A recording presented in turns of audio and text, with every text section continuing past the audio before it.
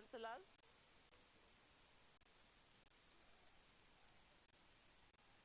Can you settle down, please?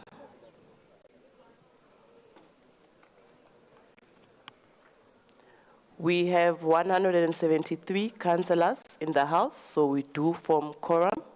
Judith, we can proceed with business of the day.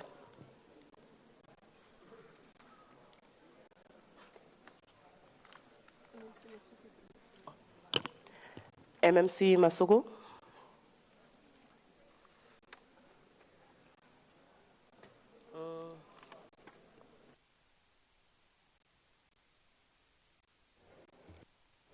Thank you, Speaker. I was requesting, Speaker, as I indicated, that if we could please finish the other commencement of recruitment item, which is item 79.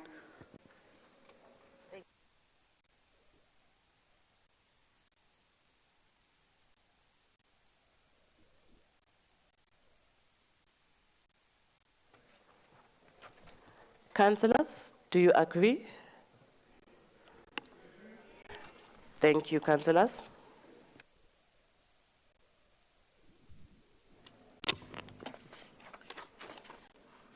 Item 79, commencement of recruitment process for the positions of Executive Director, Human Settlements, and Executive Head, Social Development.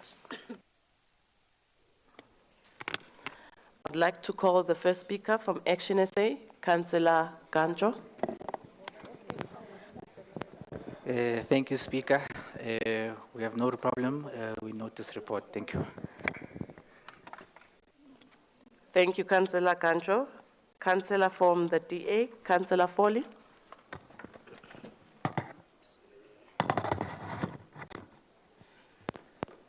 Good afternoon. I rise to speak on item 79 regarding the commencement of recruitment process for the positions of Executive Director, Human Settlements, and Executive Head, Social Development. All protocol observed. The filling of these two executive positions are imperative to ensure the Department of Human Settlements and Social Development continue to function within the City of Joburg. The Democratic Alliance notes the contents of the report and are cautiously optimistic that the selection panel will appoint the most capable candidates when the interview processes are completed. Thank you. Thank you, Councillor Foley. EFF, Councillor Ngwenya. Siyabonga sihlalo si EFF inhlangano cha sijabulile siyabonga. Thank you. Siyabonga, Councillor Ngwenya. ANC, Councillor Mufokeng.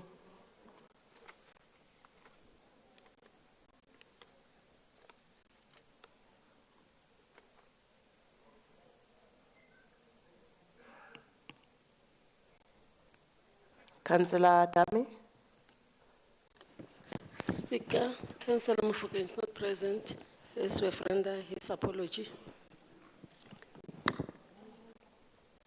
Noted, Councillor Dami. I would like to call the MMC, Councillor Masugu. Thank you, Speaker, and thank you, councillors, for supporting the report. We ask council to approve the commencement for recruitment so we ensure the stability in the institution. Thank you. Thank you, MMC. The recommendations are on page 79.6. Is the item agreed to? Thank you, councillors.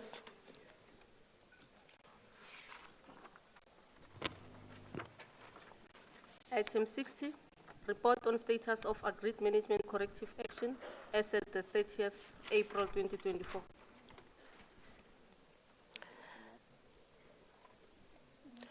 Councillor Simonse. Thank you, Madam Speaker. Apologies for the disturbance, but we still have in-committee documents laying on our desks.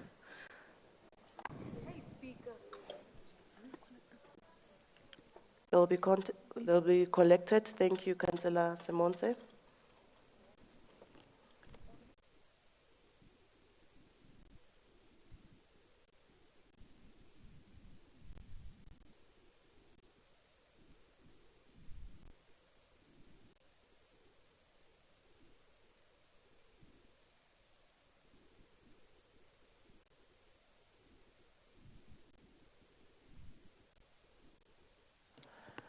Councillors, is there any other councillor that still got the in-committee documents with them? Please raise your hands. Everyone.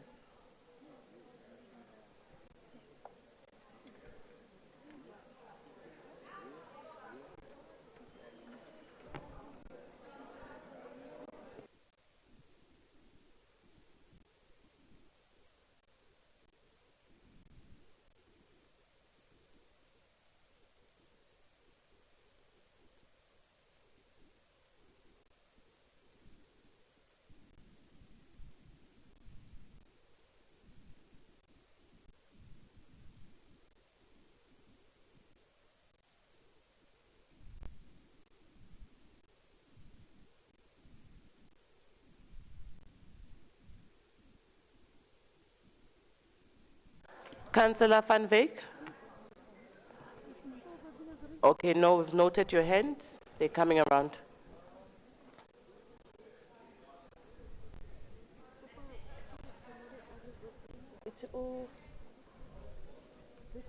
Leonardo, can we get someone for this side, please?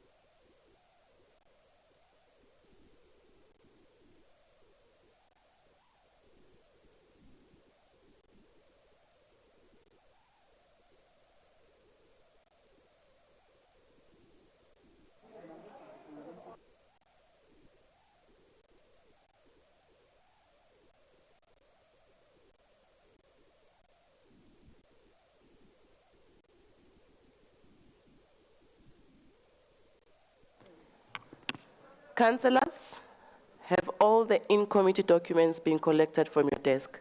Is there anyone still sitting with in-committee documents on their desk? Haibo, Councillor Posula.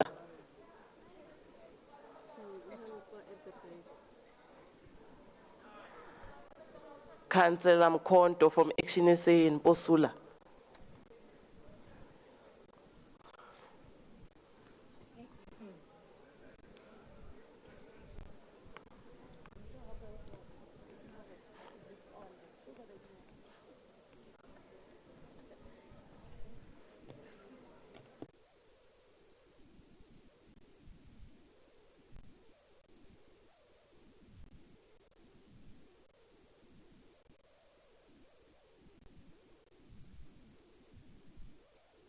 Now. Councillors, I'm going to assume by now all the in-committee documents are not on your desk, so we can continue with business of the day. I would like to call the first speaker on item 60. Speaker from DA, Councillor Jacobs.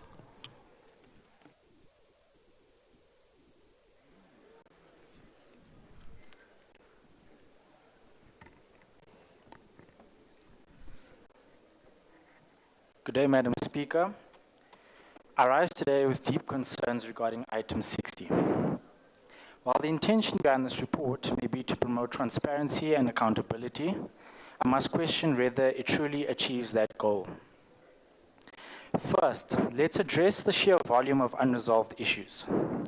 Of the 703 audit findings issued by the Auditor General for the 2022-2023 financial year, 277 remain unresolved.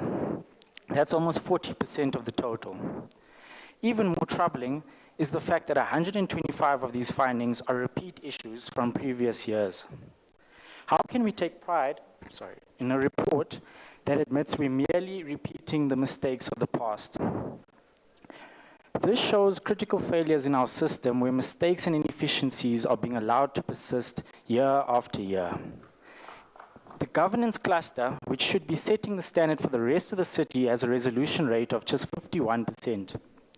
Sustainable services, which deals with essential services like water and electricity, are resolved only 41% of its findings. Can we honestly say to the residents of Johannesburg that we are meeting our obligations when such low resolution rates persist in the very departments that are supposed to ensure the proper functioning of our city? What is especially frustrating is the recurrence of issues that have been flagged multiple times.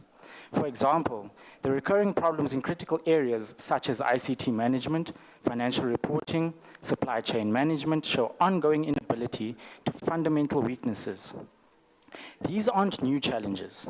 They have been raised repeatedly, yet here we are again discussing the same unresolved problems. Equally alarming is the performance of our internal audit processes. Out of the 1,380 internal audit findings, 537 remain unresolved. That is 39% of issues that still plague our administration, and in some clusters, such as governance, the resolution rate is as low as 25%. A quarter of the issues resolved, 3/4 left unaddressed. This is a disgrace. We have an Operation Clean Audit Steering Committee, which is supposed to guide us towards unqualified and clean audits. Yet the city's progress on this front is disappointing. The truth is, without addressing the root causes of these reoccurring and unresolved findings, a clean audit will remain a distant dream for Johannesburg. Most importantly, what does this mean for the people of Johannesburg? Every unresolved issue in financial reporting, supply chain management, or service delivery translates into inefficiencies and wasted resources.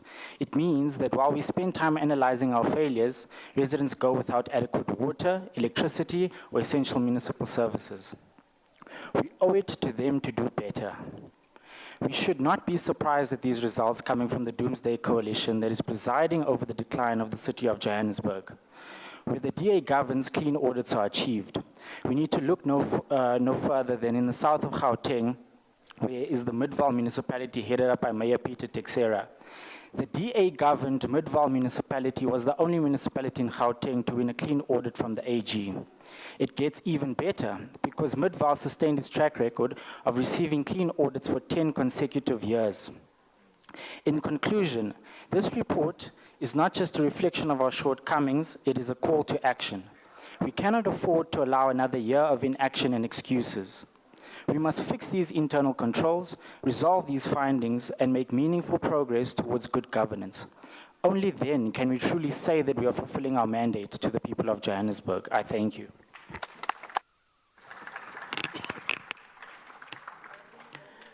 Thank you, Councillor Jacobs. EFF, Councillor Ngwenya.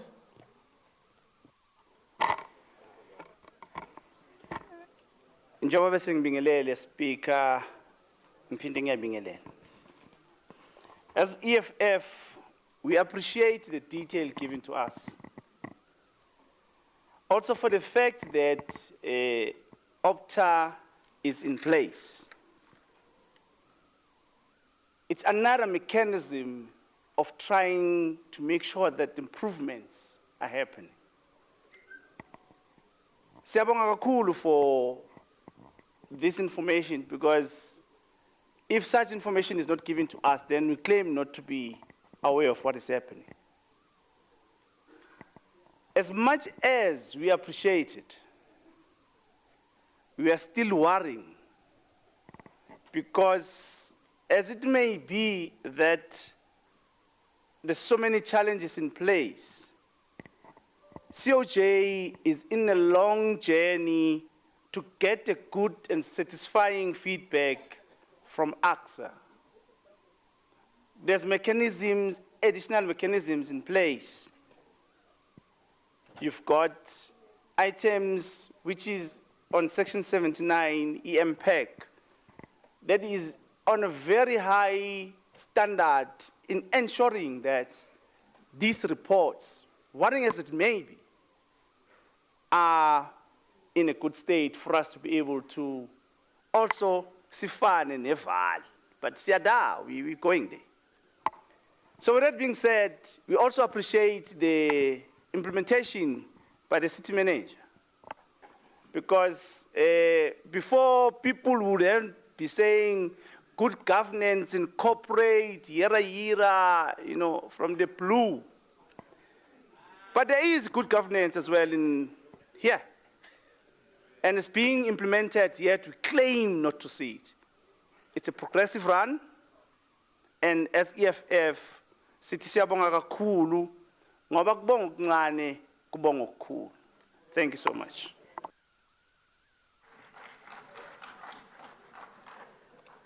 Thank you, Councillor Ngwenya. ANC Councillor Ndo.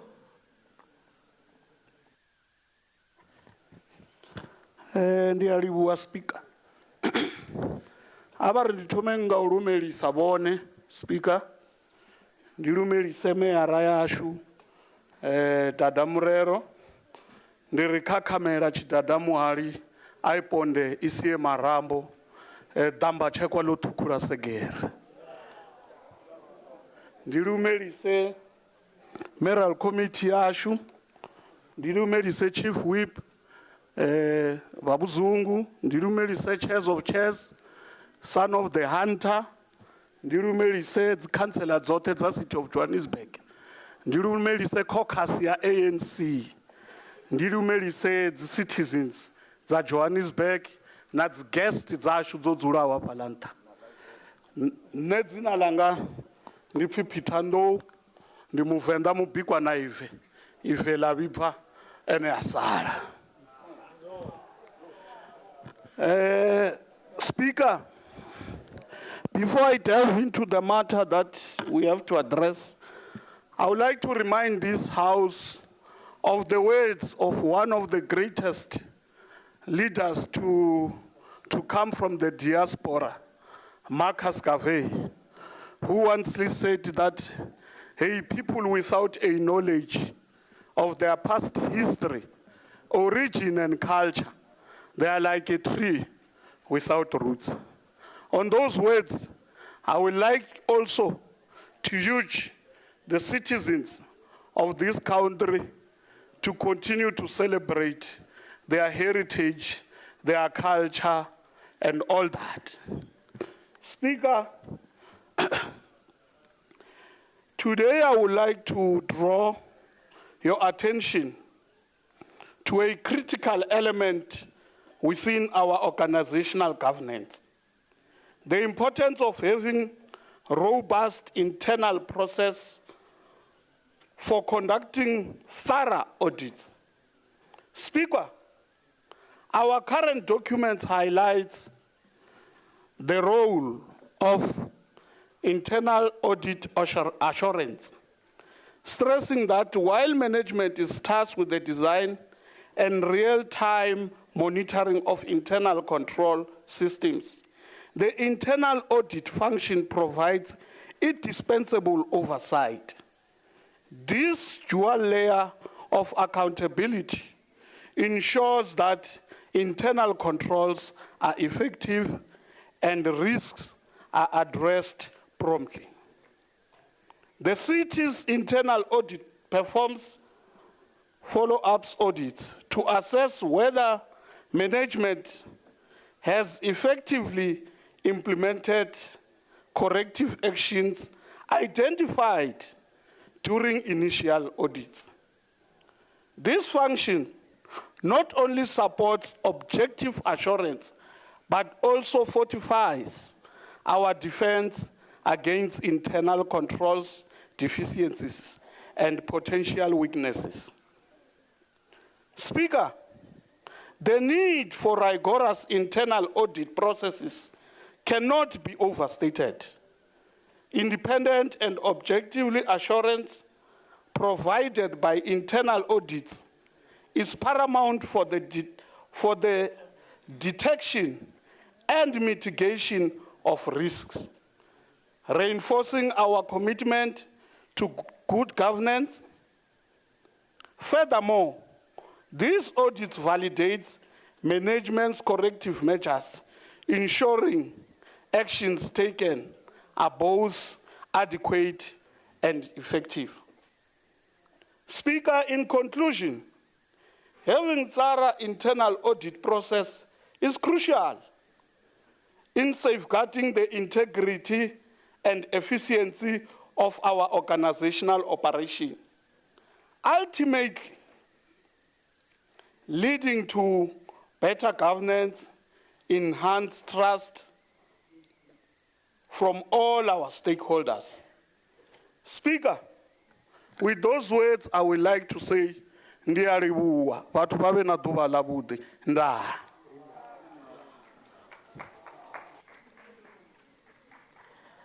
Thank you, Councillor Ndo. MMC Masugu. Thank you, Speaker. The report is for information. Thank you, MMC. Is the report noted? Thank you, councillors.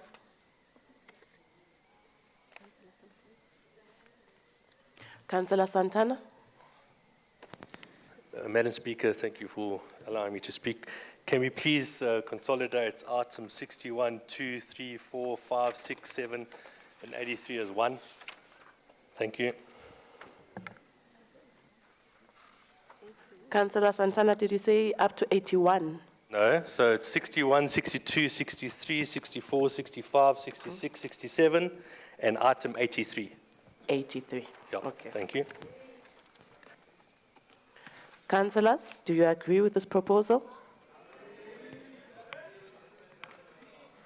Thank you. We'll proceed as advised.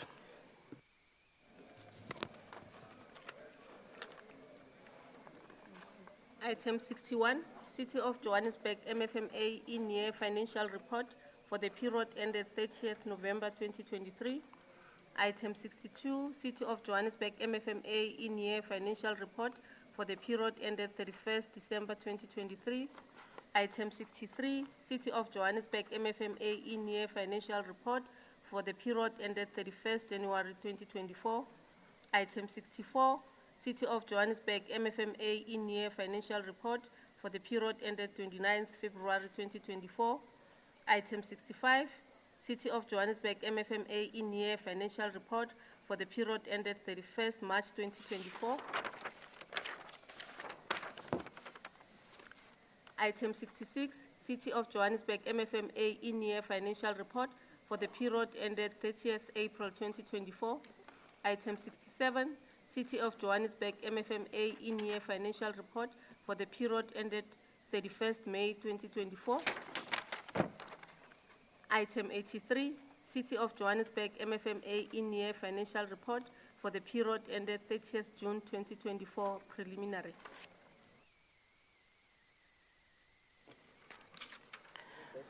From Action SA, Councillor Majola. The time given for this 8th item is 40 minutes. Thank you. Thank you, Speaker. Revenue collection is one of the most important functions within the Finance Department and upon which our ability as the city to fund the provision of services heavily relies. Action SA is concerned about the widening gap between what the city bills its customers and what we actually collect. Speaker, on a monthly basis, we not only fail to collect what we bill, but we fail to meet our own budgeted collection rates, which we set ourselves and are usually lower. Between November 2023 and May 2024, we lost between 8 to 15% of revenue. Action SA challenges the MMC and the department to improve our revenue collection to nothing less than 90% of what we bill on a monthly basis. This is not an unreasonable ask. At the risk of being accused of not bringing solutions to the table, perhaps it is time we become a bit more aggressive in collecting revenue by deploying campaigns that other metros like the city of Tshwane are using, with the aim of cracking the whip on those customers that are not willing to pay their dues. Improving our revenue collection can actually help us evade the need to pass the heavy burden to our residents in the form of service charges, which they cannot afford. I can assure you, MMC, through you, Speaker, that if you were to start a campaign to cut services for non-paying customers, Action SA caucus, including the finance chairperson, would be fully behind you. Action SA notes these reports. Thank you very much.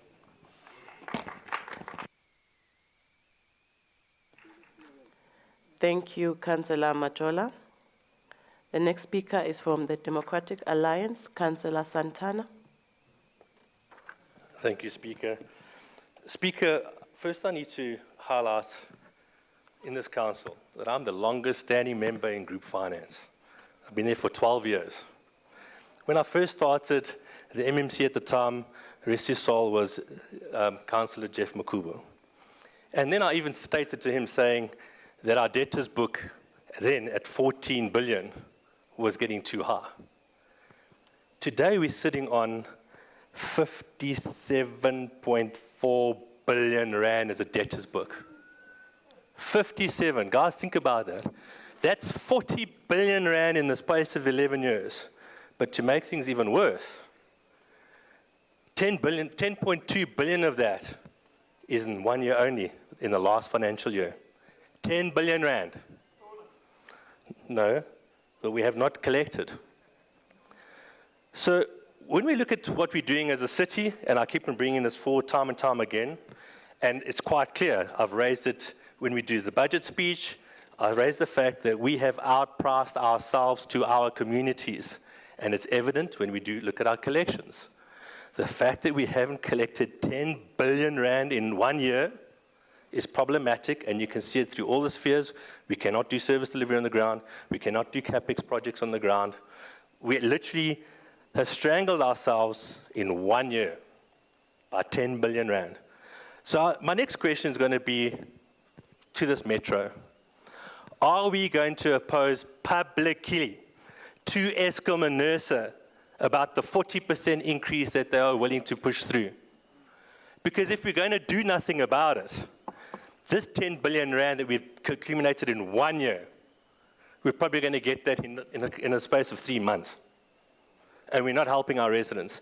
Not only the fact that cost of living will shoot through the roof, our residents will be in the situation that there is an inability to pay the city for any services.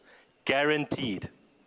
It's about high time that as council, we stand our ground against other institutions, be it government, I don't really care, to be honest with you, that the increases are far and impacting our residents substantially. There is no justification for what we are doing. 10 billion rand, let that sing. 10 billion rand in 1 year our debtors book has grown by. So let me carry on. I've covered our collection rate. Unfortunately, as the previous speakers mentioned, we have under-collected. We didn't even meet target. But here's the crux around that as well.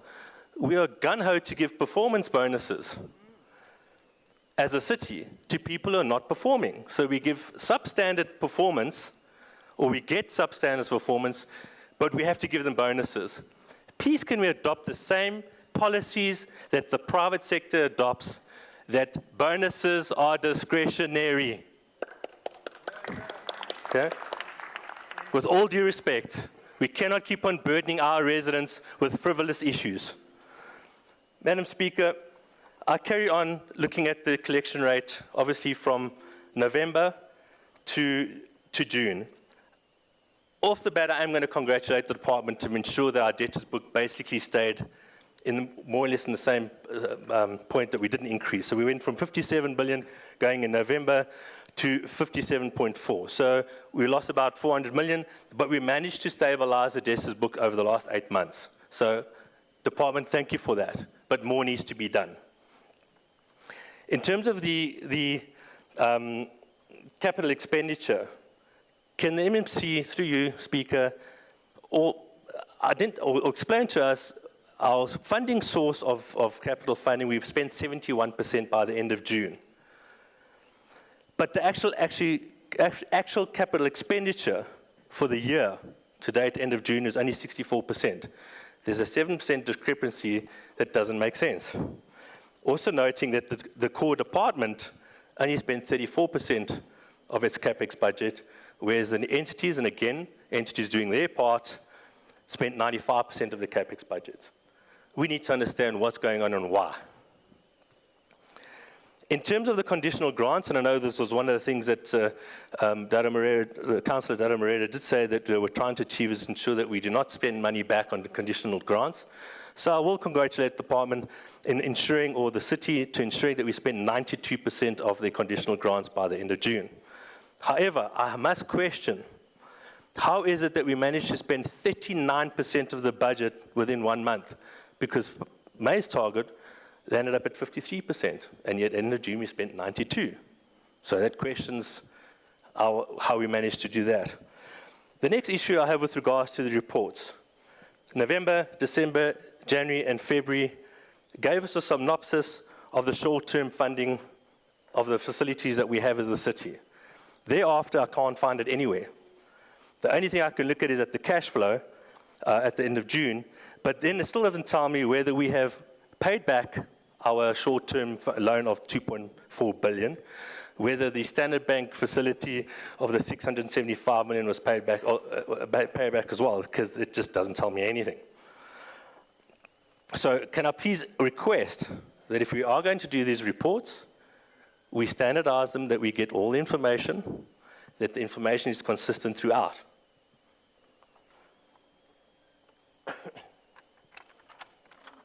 Then if I have to look at, like I've mentioned, I've covered the debtors book, the creditors age analysis, again, we've hovered at around 3.9 billion over the past 8 months, but June showing 2 billion at year end. So I'm assuming that as it's preliminary figures, that we haven't accounted for some accruals, and I'm almost certain we're probably going to land up being at 3.9 billion again at the end of June, give or take. I've already covered the fact of our loans in terms of where we are in terms of short-term financing. If I can get feedback on that, I'd greatly appreciate that. And that's it. Thank you, Speaker.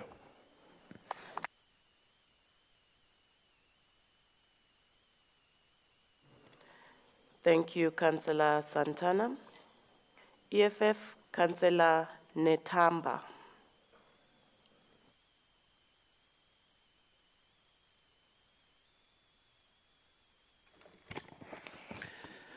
Thank you, Speaker. To the caucus leader of the July movement, under the leadership of the capable Spetlela Raserute, Chief Whip of the EFF, Tabisa Mhapi, not forgetting the 2 MMC of the EFF, Togotela Wetu Umqini Tswako, not forgetting Eni Makafula. Greetings to the mayoral committee, and also to the mayor, and greetings to the 29 battalions of the EFF. I greet you all in the name of expropriation of land without compensation. Speaker, as the EFF, we note all the report. Thank you. Yeah.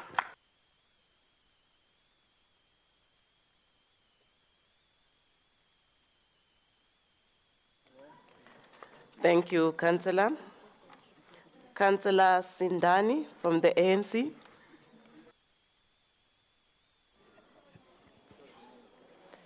Thank you very much, Speaker. Let me take this time to greet the caucus leader in absentia. Greetings to the leadership of the African National Congress. Speaker, as the ANC, we note the reports. Thank you very much.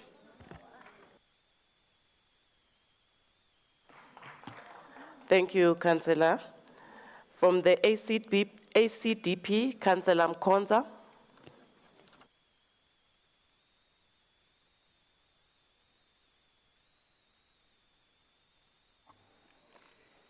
Shalom, shalom, Speaker.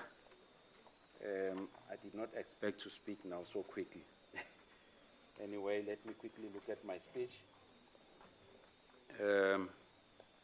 Whilst looking at my speech, let me once again acknowledge our Almighty God, eternally existent in three persons. God the Father, God the Son, God the Holy Spirit.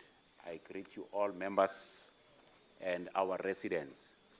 And I must also say that I prefer the calm MMC Masugu. She must be that way from today going forward.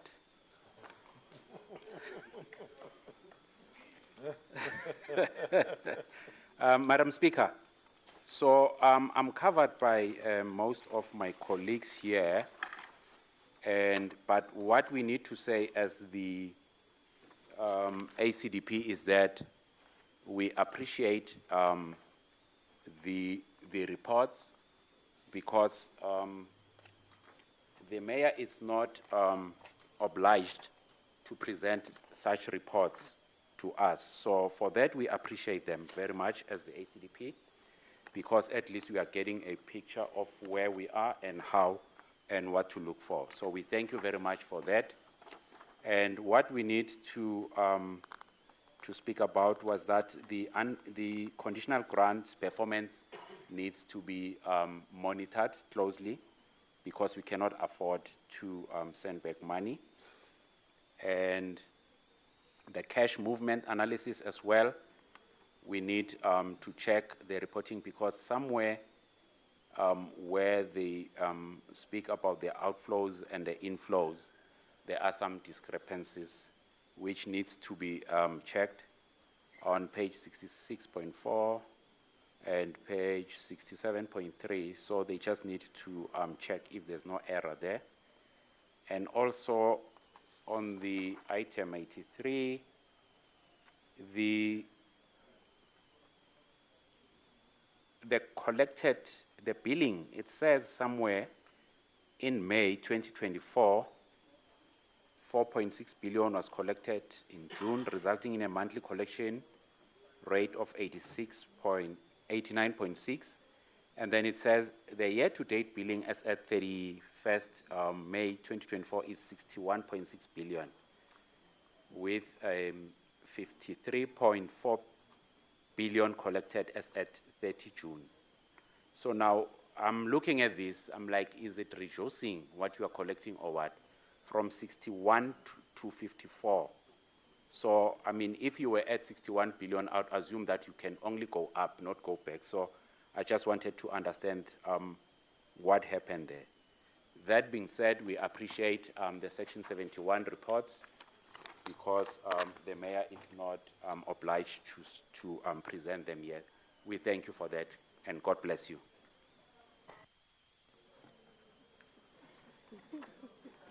Thank you, Councillor Mkonza. Councillor Bu from the Freedom Front Plus.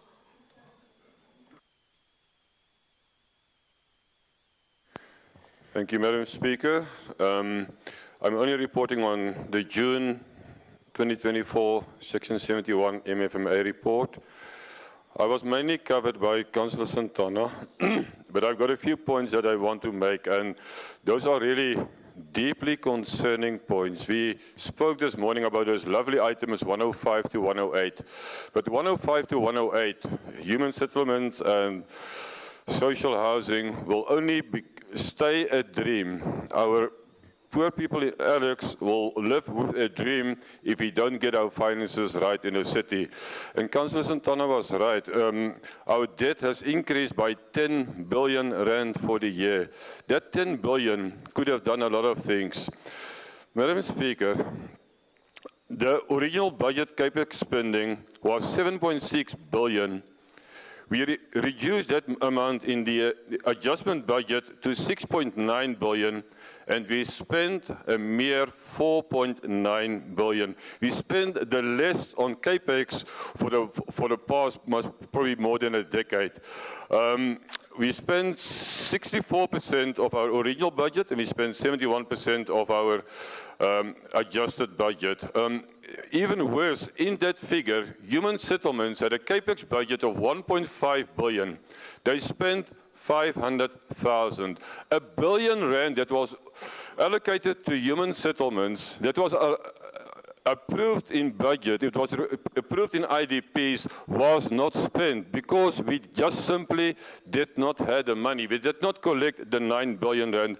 And Madam Speaker, I'm afraid this government of local unity is not interested to solve this problem because this 9 billion, and let me speak about facts today. We have been referring to Region D and Region G. Let me call them by their names. Lenasia, Orange Farm, and Soweto are having a payment boycott in the city and not paying them money. Our collection rate in Region D, Region G is 47%, 51%. Those people do not want to pay their bills, and that is why our collection rate is only standing at 86%. That is why 9 billion rand is getting added onto our debt. And because of this, our people in the Alex are deprived of their basic rights. Because of this, our people in Diepsloot, Zandspruit, and all those places are deprived of their basic rights. And we need to address this, and we need to have a political will to collect the money in Region D and in Region G. And then we have got a shame to say in our report the 71% capex spending is only a slight decrease of the 90% that we achieved in 2023. Madam Speaker, 19% out of 90 is a 20% decrease. If your salary is 10,000 rand a month and next month you only earn 8,000, it is not a slight decrease. It is more of a big decrease. So, Madam Speaker, we've got work to do, and there must be a political will to collect the money in Region D and in Region G. Thank you very much.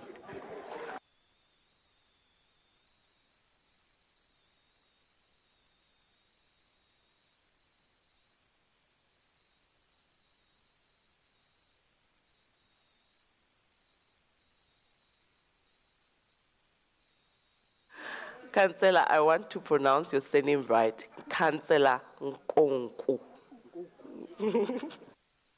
Yeah, thank you, Madam Speaker. Don't worry, I will train you. It's Nkoku. You'll get it. Madam Speaker, as a point of order or a question, you told us here the word lie. It cannot be used in this house. And I asked myself, what is wrong with the word lie? Is there any way that you can use somebody is lying?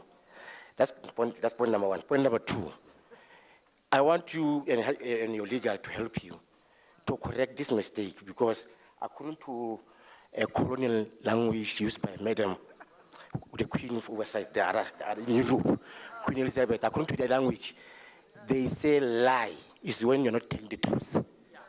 And then here, we are not allowed to tell the truth. If somebody is not telling the truth, we cannot able to use that word. And now I hear Councillor Boer saying moor. So I want to understand, does the word moor also can be used here? Can you clarify those things so that we can be in the same page? And now I'm getting confused. Because you want to understand, these languages are not our mother tongues. Or can I repeat it again? Let me repeat again. Okay. Question number one. I want to ask, understand. Because some of us, we are not Europeans, and then English is not our mother tongue. Nah? So we were told we cannot use the word lie. Yeah. And Tina, according to our understanding, when somebody is not telling truth, he is lying. Yeah. And it's not an insult. That's number one. Number two, also, I want to understand, I hear Councillor Boer, that's number two. He used the word moor.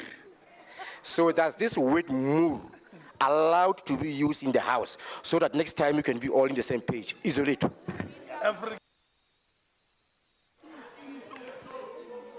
Councillor, I also don't know what the second question naming means I'm even scared to say it because I don't know what it means. So Councillor Poo, maybe you can explain it to us. Madam Speaker, thank you very much. And I think we can use various words for that. And I want to ask through you, Madam Speaker, the councillor in call, if he gets his pay slip at the end of September and his salary is 20% less than it was in August, what word is he going to use? So he can use anyone. He can use bliksem, it is a decrease. He can say moer, it is a decrease. He can say fuck it is a decrease, but a decrease is a decrease. Yeah, no, that's one. Next, thank you, Madam Speaker. We accept the wait. So next time we're going to move them. Thank you.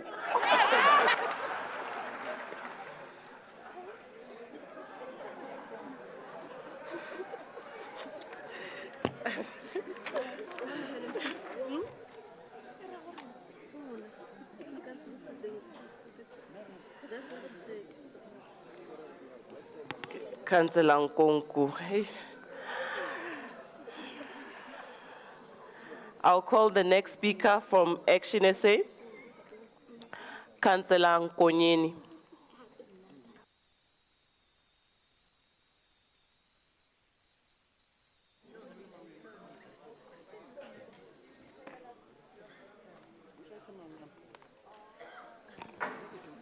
Speaker.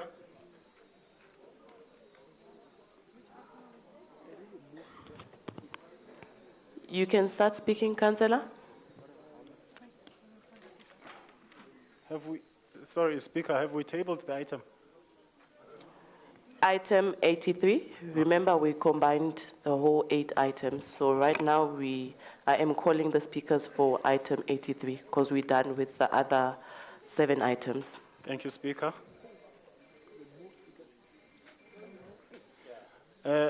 Please confirm time allocated. 5 minutes, Councillor. It's only 1 item. Thank you, Speaker. I rise to speak on item 83. Greetings to you, to councillors in the House, our visitors in the gallery, and those that are watching us on all media platforms. Madam Speaker, we are pleased with the measures that were taken by the city to generate revenue so that we depend less on loans and grants and more on our ability to collect against billing. While there are issues in relation to billing, I must commend the Group Finance Department for a job well done in the robust approach to revenue collection.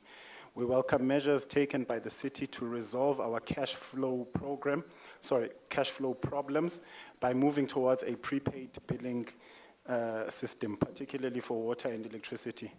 Madam Speaker, I would like to implore councillors in this House to encourage a culture of payment for services across all our wards and constituencies, be it urban, peri-urban, formal, informal, suburban, and township. Madam Speaker, the cost of living is too high, and unless if you are a billionaire with currency under the couch, then I'm sure you feel the pinch. As we tighten our belts even further, it is discouraging to know that the city is further attempting to pickpocket residents through electricity surcharges, which is ridiculous considering that some of us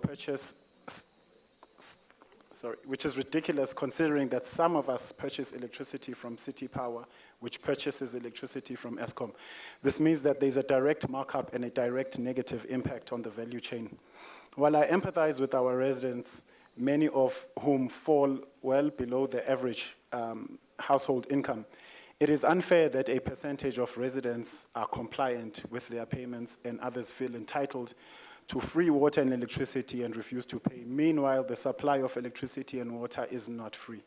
City Power owes Eskom, water leakages are rampant in the city, and amidst that, we have load reductions and water shedding. It's a hot mess, Madam Speaker. However, we do commend, once again, the city for some of the steps taken in order for us to generate revenue. And with that, I say thank you, Madam Speaker.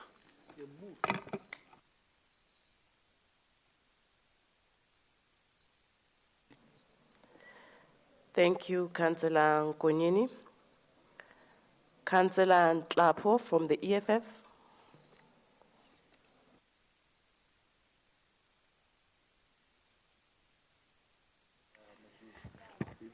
Greetings to the Speaker once more, to the Mayor and all councillors. The EFF note and approve item 83.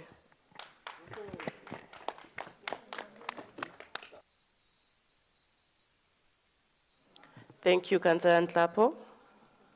Can we have Councillor Khatebe from the ANC?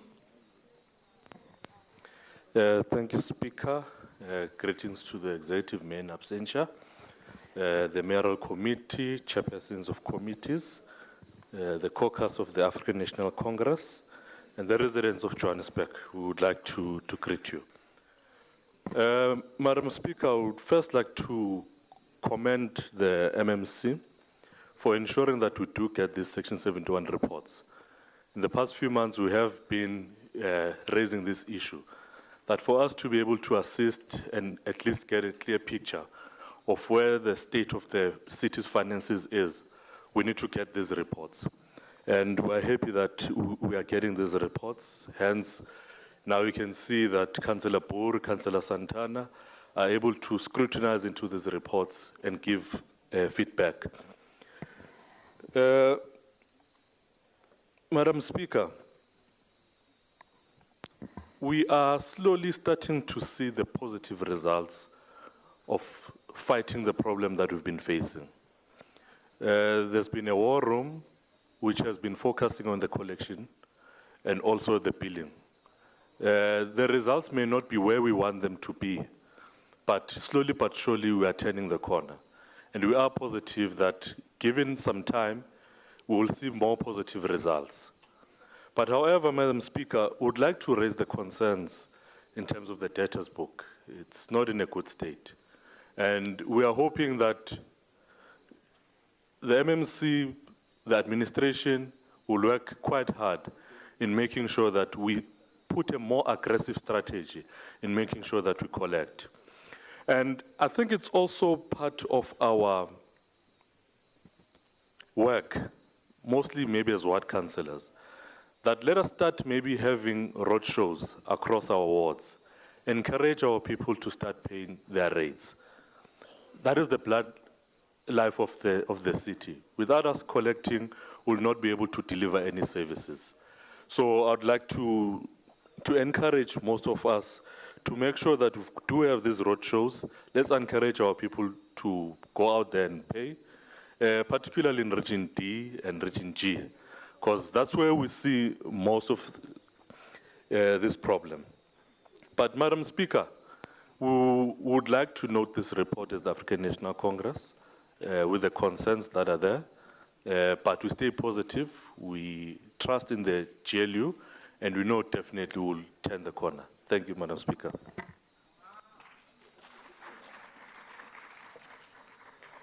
Thank you, Councillor Khatebe. MMC Arnolds. Thank you, Speaker, and good afternoon to everybody. I stand on the protocol that was called by each and everyone in the House. Madam Speaker, I first of all want to say thank you to Councillor Khatebe. You are actually making it easier for us to encourage all councillors to assist us in collecting revenue. And we also speak to those constituencies when we cut, they complain. And we are asking you, please, allow us to do what we have to do. As you have all said, that revenue collecting is very important. We are also happy to share that we have seen a significant boost in our revenue collection from the third to the fourth quarter. In quarter 3, our average collection rate was 83%, and it's slowly but surely increasing. But in quarter 4, we saw a substantial increase with the average rising to 91%. This improvement resulted in an additional 1.2 billion compared to the previous quarter. As we move into the first quarter of the new year, we are pleased to see that this positive trend in revenue collection is continuing. It's important to highlight that for the city to keep improving its revenue, our customers need to pay. as well as us as councillors. Speaker, we will be engaging you with those councillors that are not paying for services. Failing to collect revenue, it leads to increased cost in recovering outstanding amounts. We encourage all our customers to contribute to the city's success.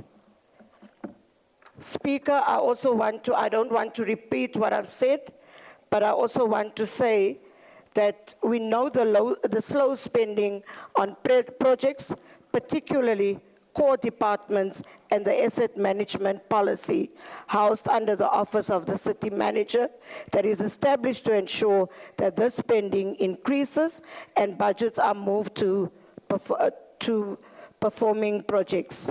We still note that the bulk of electricity and water losses that impact our financial statements. We are also at evaluation stage with GTAC, an entity of National Treasury, to finalize implementation plans for bringing much needed fund to refurbishing our infrastructure that will decrease our bulk water and electricity. We are working collaboratively with GICT department to improve our reporting systems and to ensure that reports are prepared and processed within a more reasonable time. Upgrading of our system has also been flagged for National Treasury and the AGSA, thus we take the matter very seriously. As a start, councillors, please note that the report before us, and that's report 83, is before the year end. Procedures are undertaken. That is, the intercompany transactions, balancing and elimination, accrued revenue recognition, accrual operating and capital expenditures, year-end journal processing. As we've been seeing, our revenue build is more than budgeted for, which is a welcome change from the prior, where there was an undertaking billing of over 3 billion rand, which put the city under serious financial strain. The final group financial statements will show a budget surplus, which is huge, improvement from the last financial year, where the city was in a budget deficit for the first time ever. I ask councillors to note all these reports. I thank you.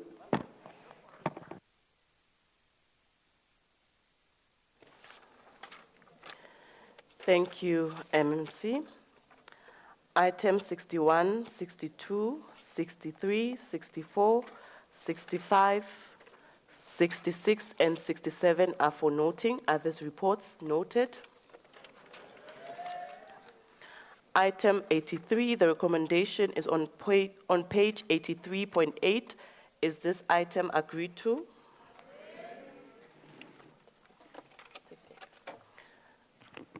Councillor Poo, we got a recording of your speech, and indeed you did say these words, which I won't say. I won't repeat. M-O-E-R space S-E space D-I-N-G. And when we translate that into English, it means F-U-C-K space all that. So we can't use that language, Councillor Poo. We can't have that language on record. Please withdraw. Thank you, Madam Speaker. In the context that you are using it, I will withdraw it, but in the context that we're using it in Afrikaans, Moersabit means big. It's big, it's massive. That is the meaning. But if you want to use it in that context, I will withdraw it. Thank you. Councillor Poo, just withdraw unreservedly, please.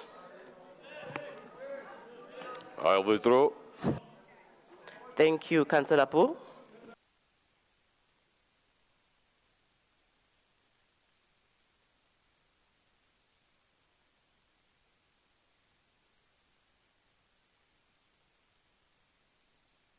Councillor Dami, I didn't see your hand. Sorry about that. Thank you, Speaker. Speaker, Councillor Boer must withdraw. He can't say, I withdraw, and he's seated. He must stand up and apologetically withdraw, because that is a serious offense in terms of using that language in this House. Otherwise, he must go to ethics, Speaker.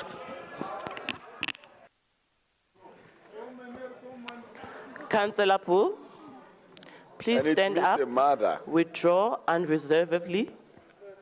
Madam Speaker, for the third time, I said in the beginning, I withdraw the word unconditionally.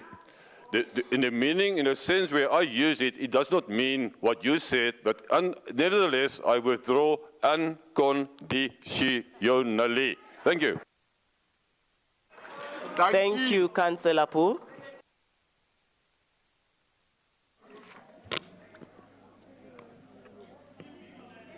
There's another hand.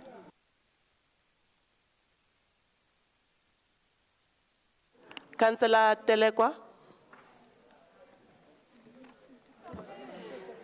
It's okay, Speaker. No, Moore said then, as much as some councillor is a settler, some councillor, I never said poor, but Moore said then, we know as massive. I need to protect poor on that.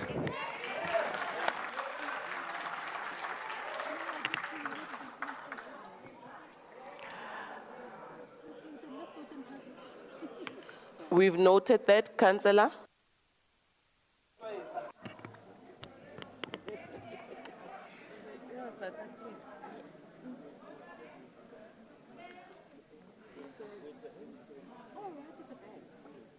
Councillor, you can come in. I can't see your name there. No, it's all right, Madam Speaker. Just as a point of clarity, my surname is Kukumur. Are you going to withdraw that every time you call me to the podium? To be fair, you do know I struggle to say your name for obvious reasons. I do struggle to say your surname for obvious reasons. Did you see this coming? MMC Arnolds. Like, is she going to withdraw every time she has to call me to the podium?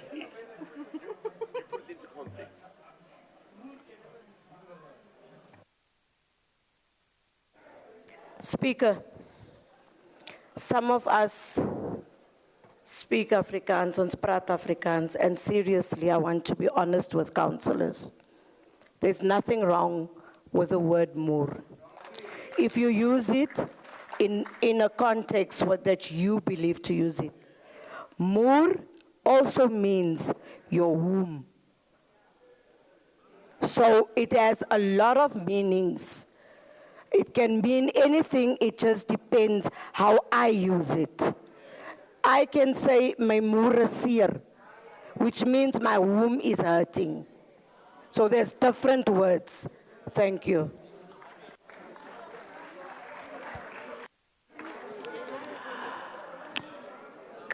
MMC Arnolds, I think you gave us education there. Some of us don't come from an Afrikaans background, but we appreciate that nevertheless.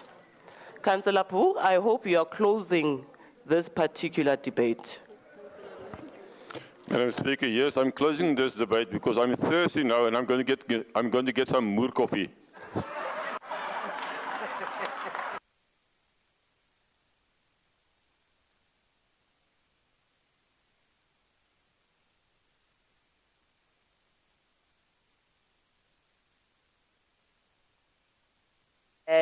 Councillor Pooh, I know. I know, Councillor Pooh. Councillor Left, you are the last one, then we continue with business of the day. Thank you, Speaker. Speaker, it's a bit troubling that the Afrikaans-speaking councillors weren't consulted on the correct context, but it's worrying going forward because it's a common word to express something huge. If we want to express something in Afrikaans now, are we now not going to use that word? Because we have to use the correct context. And the councillor's context was meaning massive. I certainly hope going forward that we can consult with the Afrikaans-speaking councillors or perhaps our city manager right in front of you, Speaker. Thank you. Thank you, Councillor Neft. I think what you just elaborated, the MMC did give us that education about Afrikaans. We appreciate that, MMC. Councillors, we need to continue with business of the day. I hope it's not on MOER. Speaker, ons moet ons gat roer, maar die son drink die water, asseblief.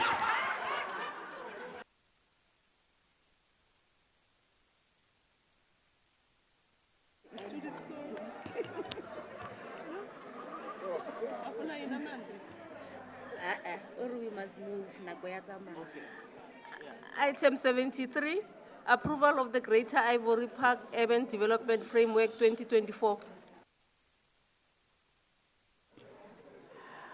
Councillors, we are on item 73, and the first speaker is Councillor Mushala from Action SA.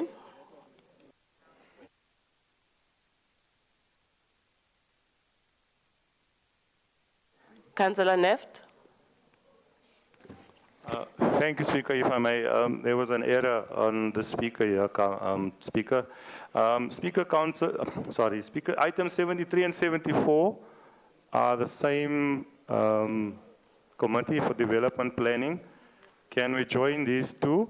I'll be speaking on them for Action SA. There was an error there, and our team reluctantly did not correct that. So Councillor Muslala is not speaking on it. But 73 and 74, can we join them? He was on the... Does the House accept this proposal? I can see it's different names, Councillor Neft, but I'll ask again, does the House accept or oppose this? Okay, Councillor Neft, I don't think all the political parties are in agreement, so let's continue with it as it is. Are we going to deal with it as single? The names are not the I same. rise on item 73, Speaker. Thank you. Action SA welcomes the finalization of the Urban Development Framework for the Greater Ivory Park. Consistent to Action SA's policies of efficient governance, we advocate for faster development and finalization of much-needed development plans for the aforementioned area. Thank you.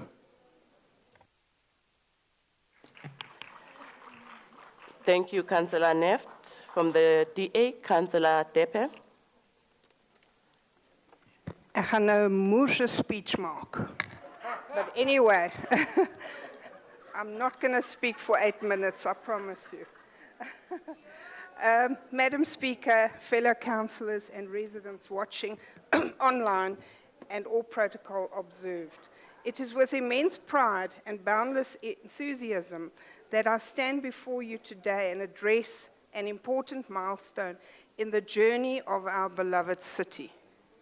Today, we gather to celebrate a vision realized. Please hold on. Colleagues, please let's give an opportunity to deliver a speech. There's a bit of noise going around. The quicker we wrap this up, the quicker we can go home. Councillor, I can continue? Thank you. Today, we gather to celebrate a vision realized, a promise kept, and a future secured with the approval of the Greater Ivory Park Urban Development Framework 2024. An approval of this framework marks a significant chapter in our ongoing commitment to sustainable, inclusive, and forward-thinking urban development. The framework is more than just a plan. It is a statement, it is a testament to the resilience, collaboration, and innovative spirit of our community. It represents our collective desire to build a city that not only meets the needs of today, but also anticipates the aspirations of future generations. Over the past months, countless hours of dedication, dialogue, and deliberation have gone into creating this framework.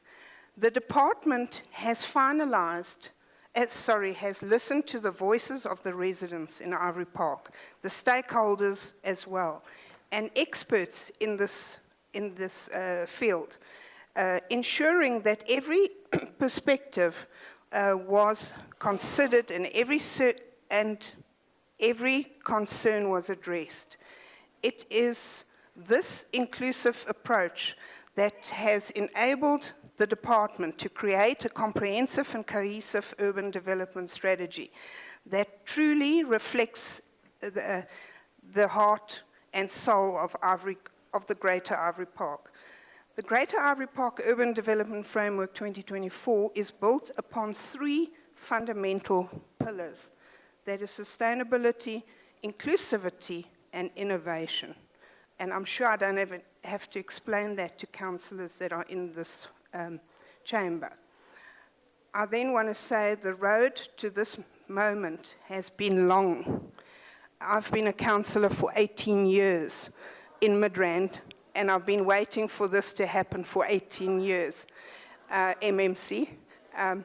So just to say, the road was a long road. It has been paved with a few challenges over the years, but also with unwavering determination and a shared vision of what our city can and should be. Today, we approve the Greater Ivory Park Urban Development Framework 2024.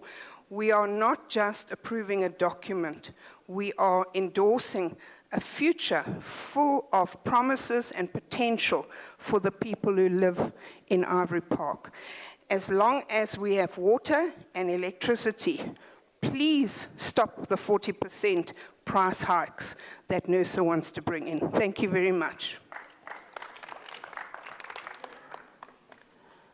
Thank you, Councillor. EFF, Councillor Mosetla.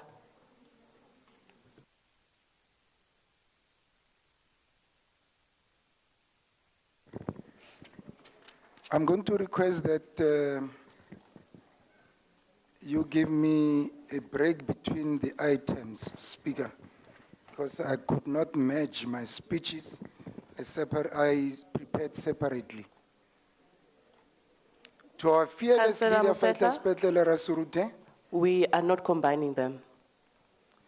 To our fearless leader, Fighter Spetlele Rasurute, and our dedicated party whip, Fighter Tabisa Mohapi, I salute you. The 29 battalions of the reliable and mighty EFF who stand unwavering in their commitment to the people, I recognize your strength.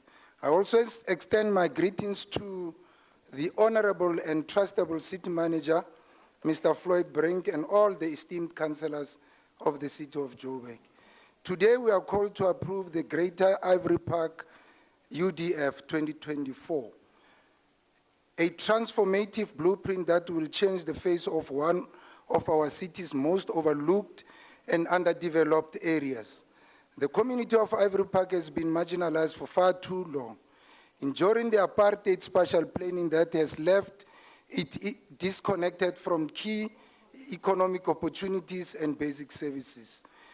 As the economic freedom fighters, we stand firm in our belief that this framework will bring much needed relief and development to the area. The UDF is more than a set of construction projects. It's a commitment to restoring dignity to the people of Ivory Park. It focuses on creating an integrated and sustainable urban environment where residents can access essential services, economic opportunities, safe living conditions.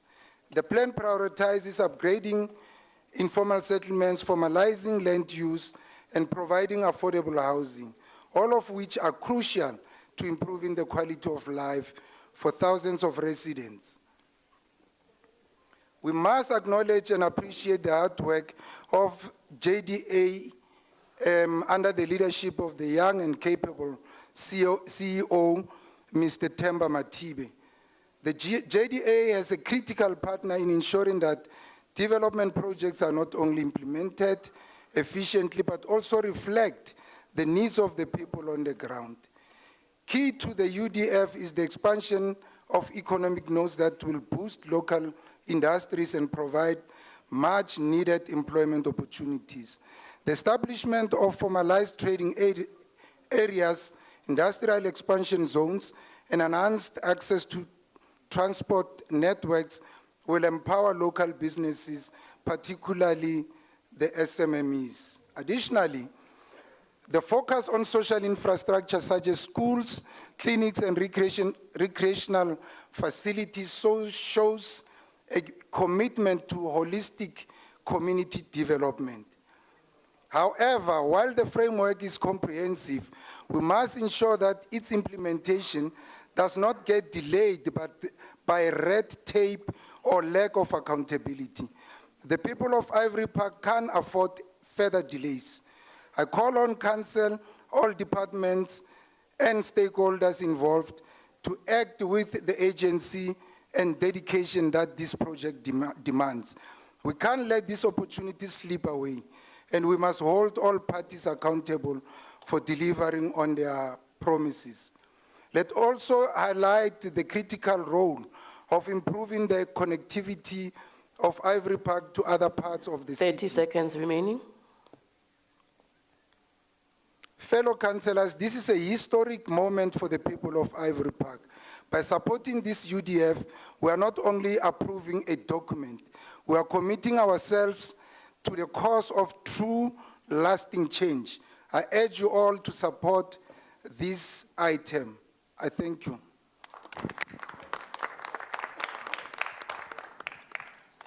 Thank you, Councillor Mosetla. We'll move over to the ANC Councillor, Councillor Defu.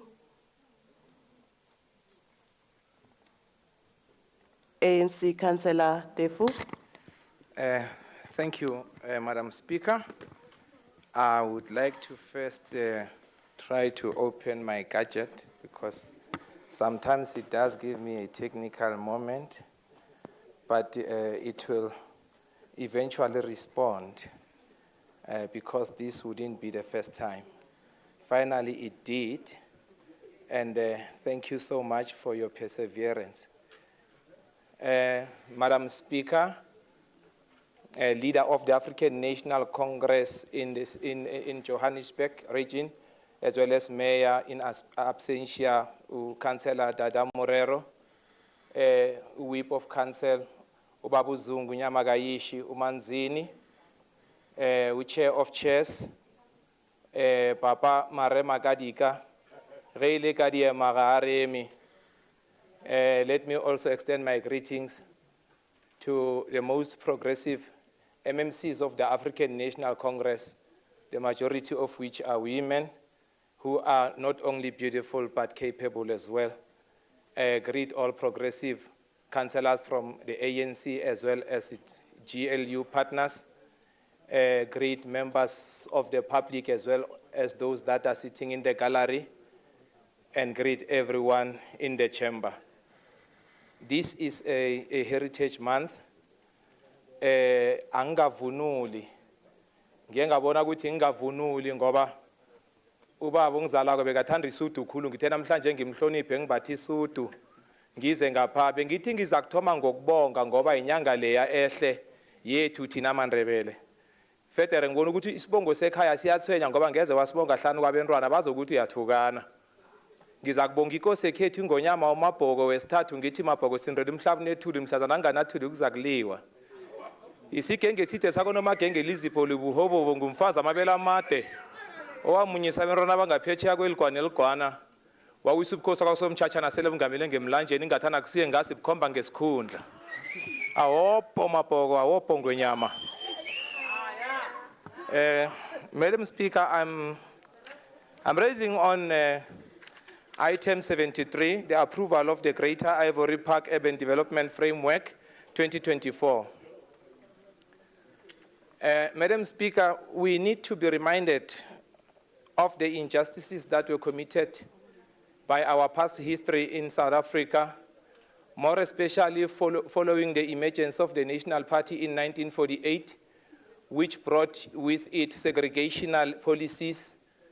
And it was under these policies that black people were then moved from places that were closer to work to be dumped in the peripheries without any service delivery that was afforded to them, because during those times, service delivery was only conformed to those that were looked upon based on the color of their skin.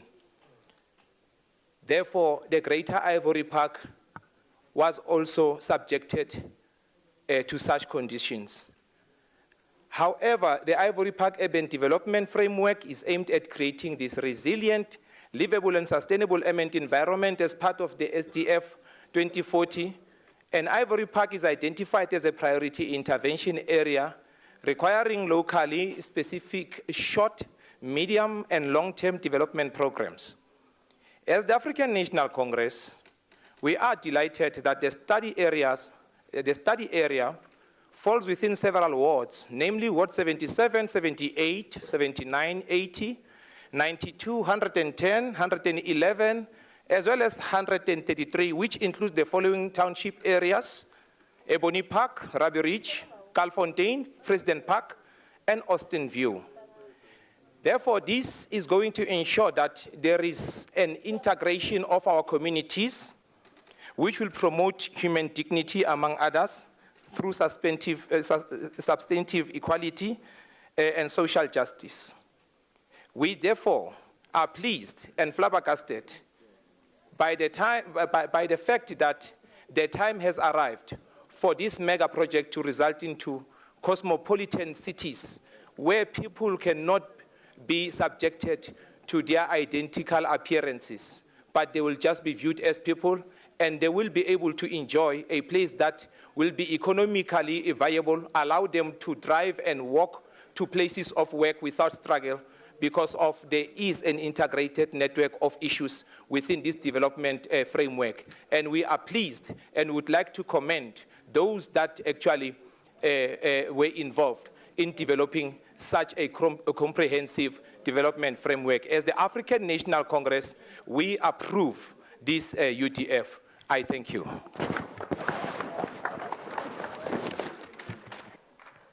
Siyabonga, Councillor.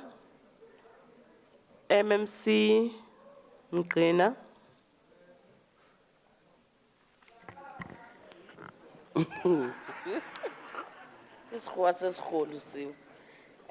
Thank you, Madam Speaker. Let me just thank all the councillors that spoke, approving this particular UDF, yet another UDF that we're approving in the city.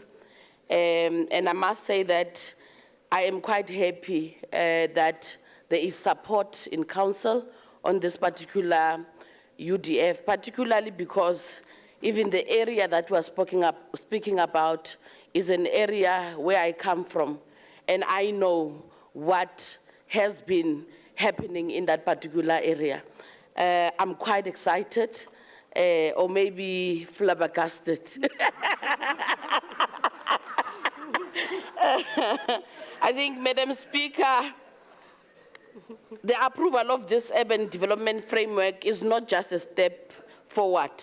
It is a leap towards a brighter, more sustainable future for our communities. And I want to thank everyone that really supported this, the team that worked around this. I am really happy and really looking forward to more developments in the city. Thank you, Madam Speaker.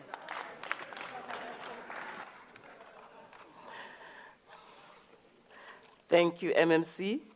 The recommendation is on page 83.9. Is the item agreed to? Thank you, councillors.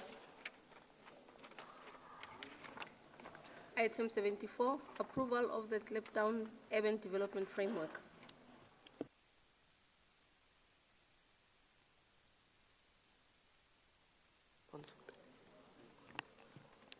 The first speaker on our agenda is Councillor Ponsobi from the PA.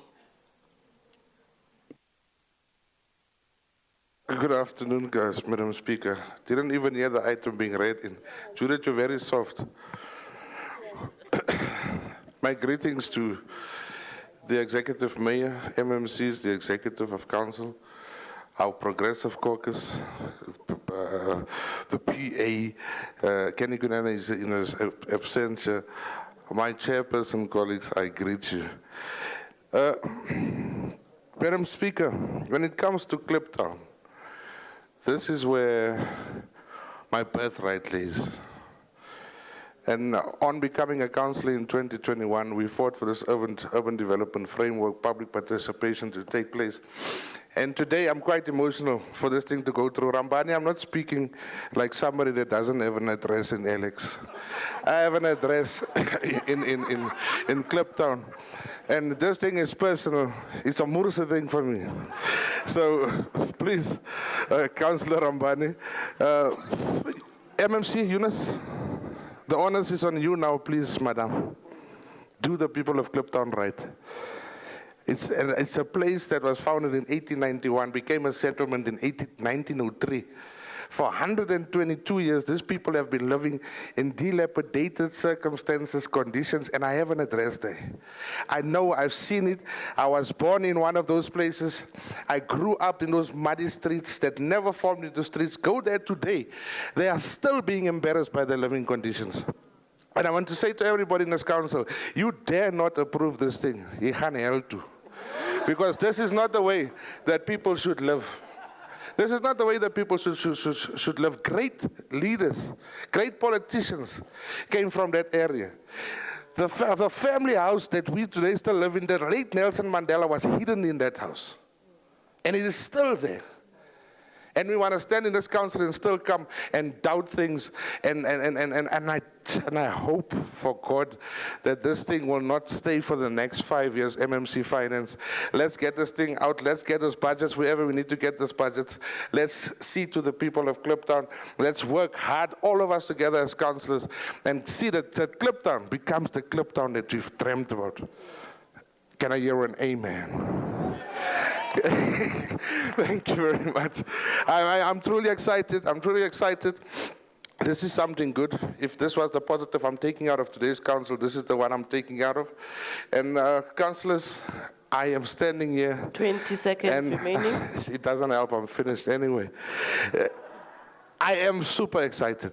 And we as the PA, Kliptown, this council is going to make us proud today, and they're going to approve this item, and we will be living life like normal people. Thank you.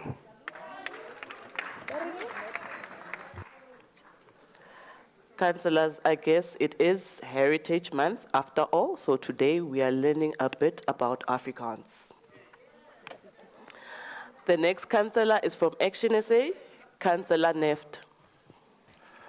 Thank you, Speaker. As with the previous urban development framework, Action SA welcomes the finalization, and as the chairperson wants to be highlighted, Kliptown was formed or started in 1891. If you do a little bit of research on the area... Councillor Neft, please hold on. Colleagues, can we please give the councillor an opportunity to present to us his speech? Councillor Neft, you can continue. Thank you, Speaker. A little bit of delving into the history of Kliptown. It states that it's the first area or township for the Greater Soweto. And with that in mind, for the formalization of a framework for Kliptown only to occur now, I don't know if there was others before under the previous dispensation, but it's shocking that we wait this long. And this is again consistent with Action SA's policies. We need to be efficient in our governance, which in layman's term means we should care a little bit more about how quick we do things and how things are getting done. We can't let it wait a century for something to be done. And with that being said, it's going to deliver much development. I hope everybody approves it as Action SA approves this development plan. Thank you, Speaker. Thank you, Councillor Neft. Councillor Depe from the DA.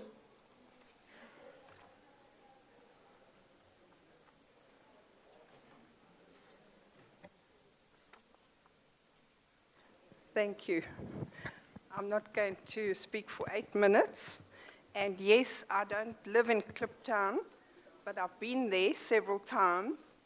And I serve on the development planning portfolio, so I know a lot about the urban development framework. Good morning, Speaker. and afternoon. This was supposed to happen this morning, but be that as it may. Mr. Moreira. Moreira. That's how we pronounce it, eh? Councillor, please speak Morema. Mr. into the Morema. mic. Councillor Tepe. He's not listening, is he? Councillor Tepe, Sorry. we're struggling to hear you. Please speak Sorry. into the mic. I want to just compliment Mr. Moreira about his passion. He spoke about Alexander. I think it's fantastic to hear somebody that speaks so passionately about an area. And I hope that you will also be speaking passionately about Kliptown in future as well. Thank you.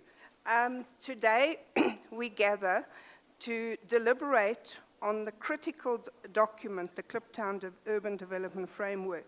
This framework represents a beacon of potential transformation in Kliptown, a community steeped with historical significance, yet plagued with decades of neglect.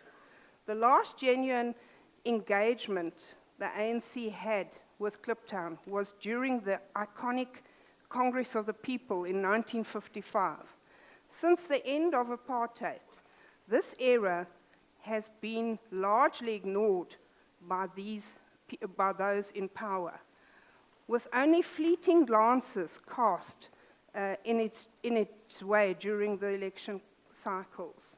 The narrative of Kliptown has been one of decay, not developed, or of stagnation, not growth.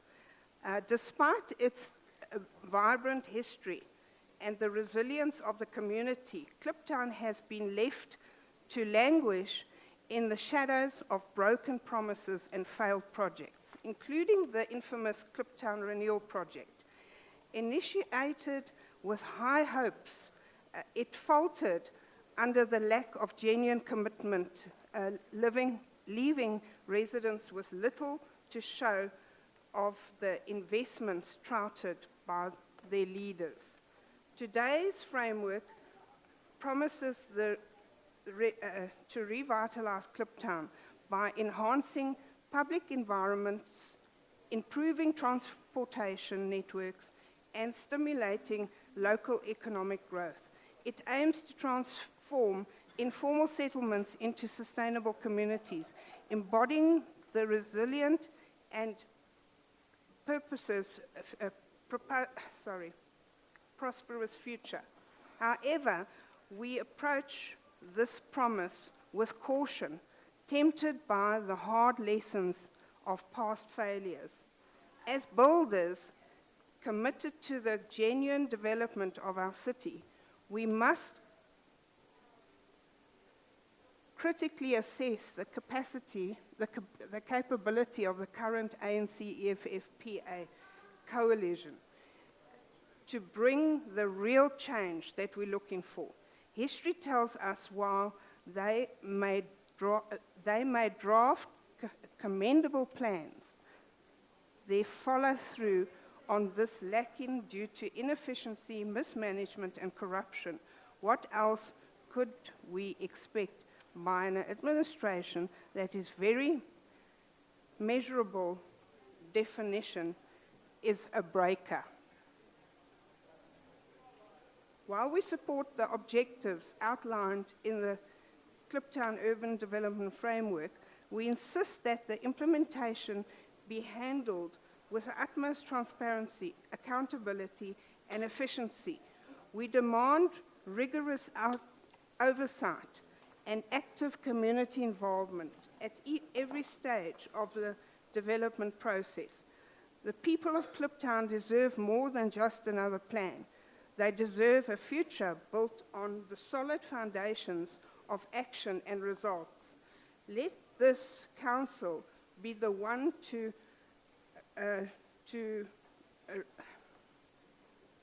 sorry, I just need to take some water. Just give me a second. Let this council be one that reverses the tide of neglect. Let us learn from the mistakes of the Kliptown Renewal Project and commit to the course of action that genuinely transforms. Let us build a Kliptown that reflects our highest aspirations and fulfills the promises of democracy. I thank you. Thank you, Councillor Depe. EFF, Councillor Mosehla.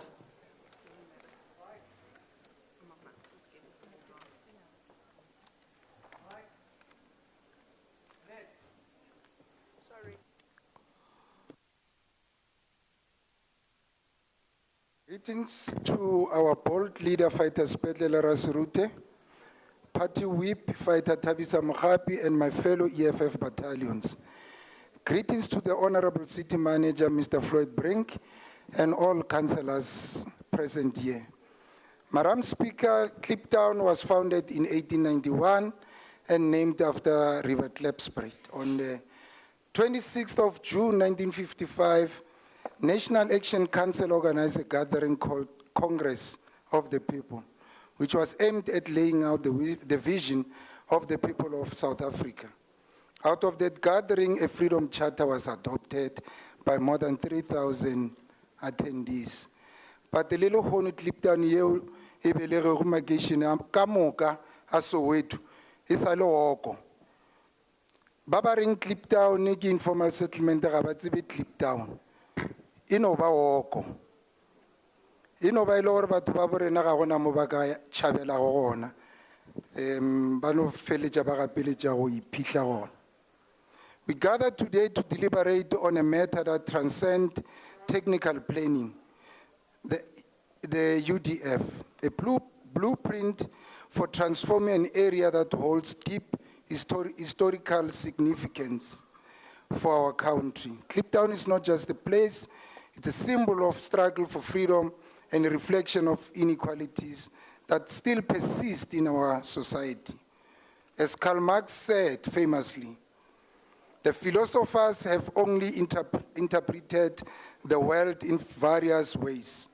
The point, however, is to change it. We are not here to merely analyze or philosophize. We are here to drive a real and tangible change for the people of Kliptown. Councillor Ponsombi.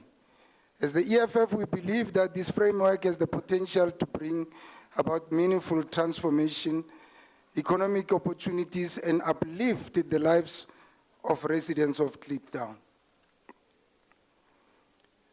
Ge o sa tshepe gore Kliptown e a lokishega, etela lefelo le le bitswang KYP gona mola Kliptown, o tla bona gore dilo di a kgonega.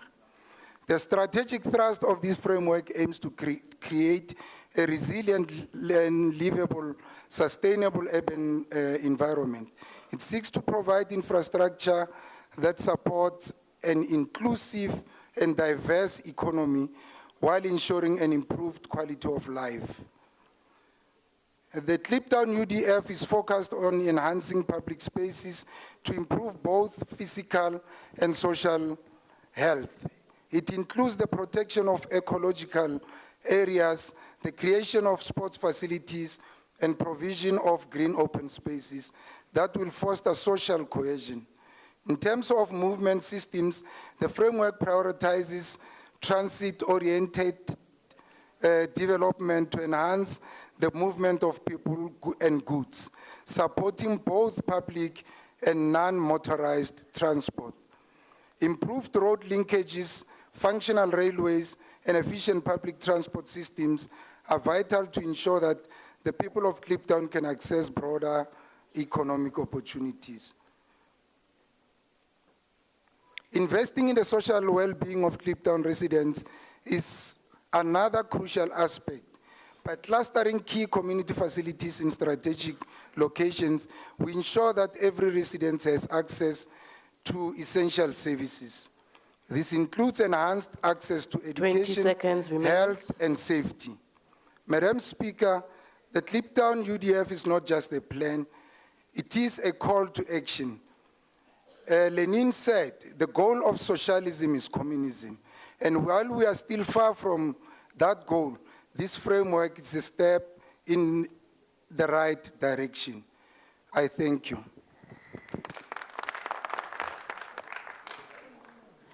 Thank you, Councillor Mosetla. ANC, Councillor Tefu. Greetings once again, Madam Speaker. I am reminded once again that this is Heritage Month, and therefore it is important that we need to celebrate not only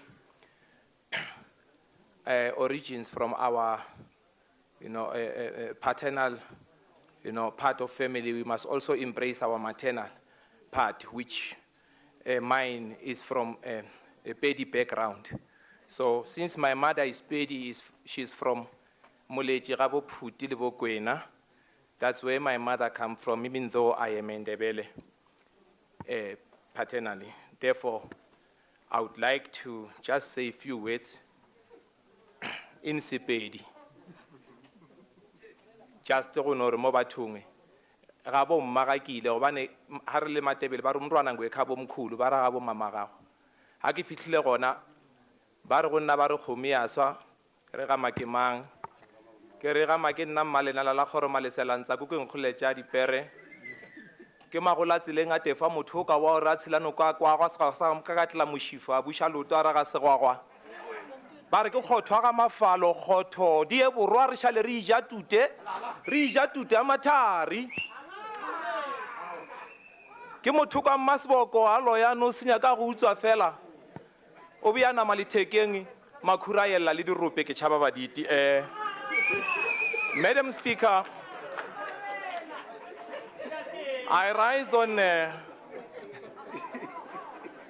on item 74, the approval of the Kliptown Urban Development Framework. Councillors, please let's settle down. Thank you, Madam Speaker, for protection. Once again, I rise on item 74, the approval of the Kliptown Urban Development Framework. Madam Speaker, Kliptown is praised for being the oldest township in Soweto, or otherwise in Gauteng.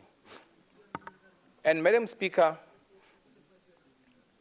it is Kliptown that actually gave us the constitution that we are enjoying today, which was influenced by the Freedom Charter and the provisions in the Freedom Charter.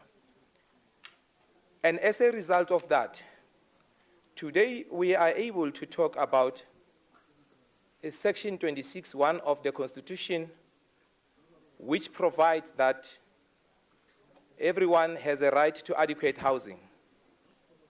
And it places obligation on government to make sure that such is provided from within the available means from government coffers.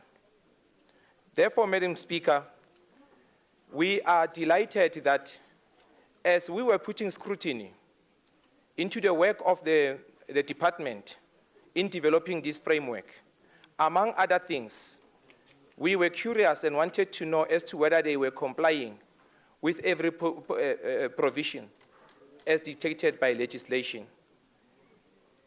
And Section 16(1) of the Municipal Systems Act, which provides that municipalities should encourage public participation by communities in preparation, in implementation, as well as in the review of all IDP programs. And we have found that to be in compliance. And for that, we are excited and we are delighted. The development vision of Kliptown focuses on developing an integrated, dynamic, and vibrant environment with quality public spaces and infrastructure where residents can prosper and enjoy sustainable livelihoods within an integrated community network.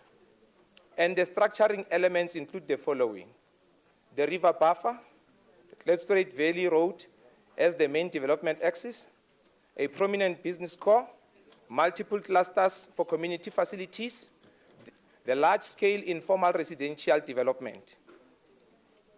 This spatial concept is aimed at enhancing public environment, promote local economic development, and upgrade informal settlement, and eradicate infrastructure backlogs. Therefore, Madam Speaker, This is just another way of making sure that slowly but surely we are getting there and dismantling and eradicating the apartheid spatial arrangement and plans.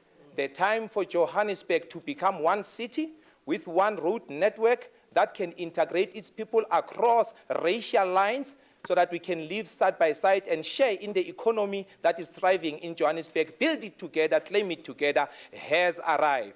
And therefore, as the African National Congress, we are delighted and therefore approve this UDF. I thank you. Thank you, Councillor. MMC Mgcina.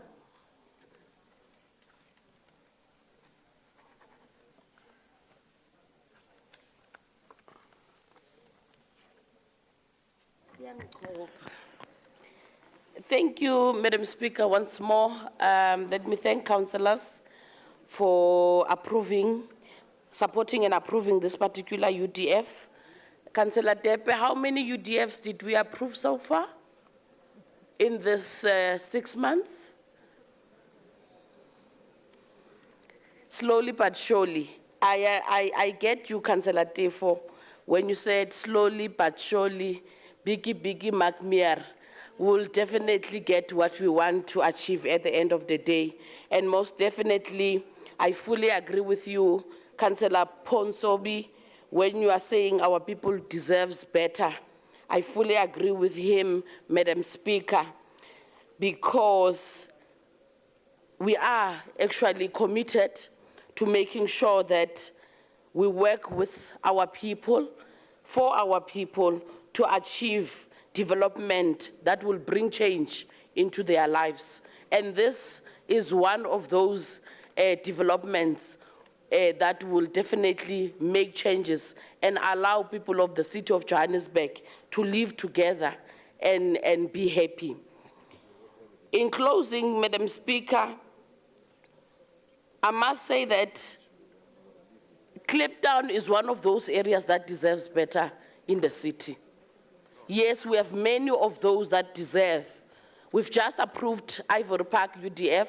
It's one of those deprived areas in our city. And this is yet another one, another area that is deprived. And that is what even the executive mayor spoke about, that we need to make sure that Kliptown becomes a flagship for the city of Johannesburg. And we are in the route of doing exactly that. Councillor T, for your excitement, your happiness makes me flabbergasted. Thank you.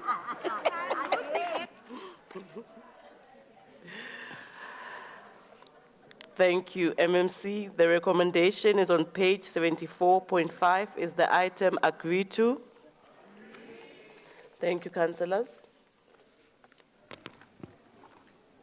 Item 75, increase of the poverty index bands based on the Consumer Price Index, CPI, March 2024. The first speaker for item 75 is Councillor Neft from Action SA.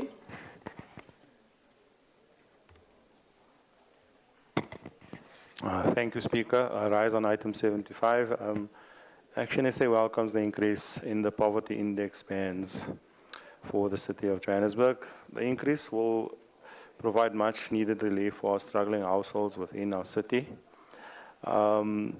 The timing of this item is coincidental. 2 days ago, an organization that monitors the poverty index across our country on one of our popular radio stations mentioned that municipalities across the country need to review the bands that provide relief for residents, as more and more indigent and struggling citizens are moving to cities.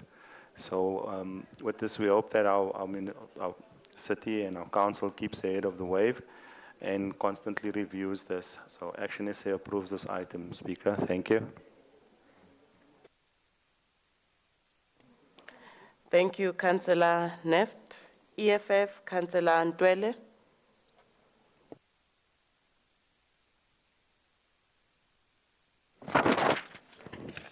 Greetings, Speaker. I rise on behalf of Councillor Ntwele in her absentia. Greetings to our caucus leader, our caucus chief whip, our two competent MMC of public safety as well as MMC of health. Greetings to the committed, disciplined, and hardworking battalion councillors of EFF. Greetings to the city manager, the entire staff of City of Johannesburg, the cleaners, security, general workers, the Timolweni. We are grateful that the memory of our gallant, courageous, relentless, fearless, and radical fighter will forever be etched in our memories. Commissar Moshe Mpatlele's soul is definitely resting in peace. EFF Cardinal Pillar number 1 is land expropriation without compensation, and we are glad that Commissar Moshe Mpatlele epitomized that until his untimely death. Speaker, with regards to item 75, the EFF notes the report. I thank you.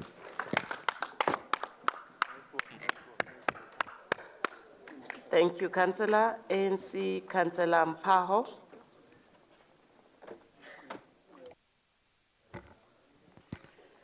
Thank you, Speaker. Greetings, Speaker.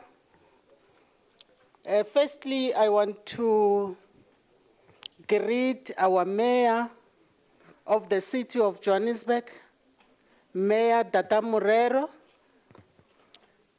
Chair of Chairs, Councillor Marema,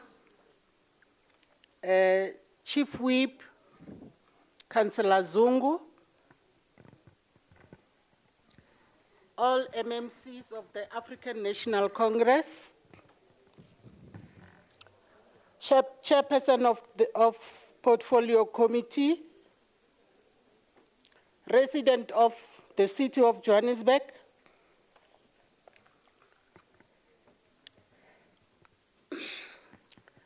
Speaker, I rise on item 75.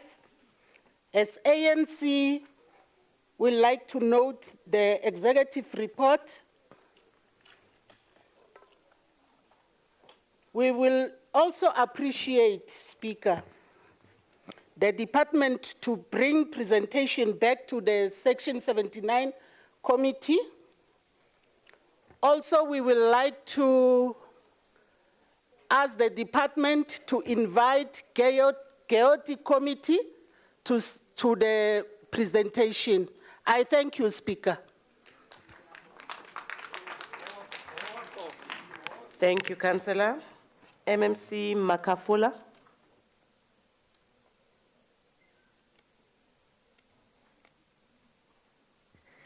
No, thank you very much, Speaker. I will submit the inputs on behalf of MMC. Makafen. Thank you.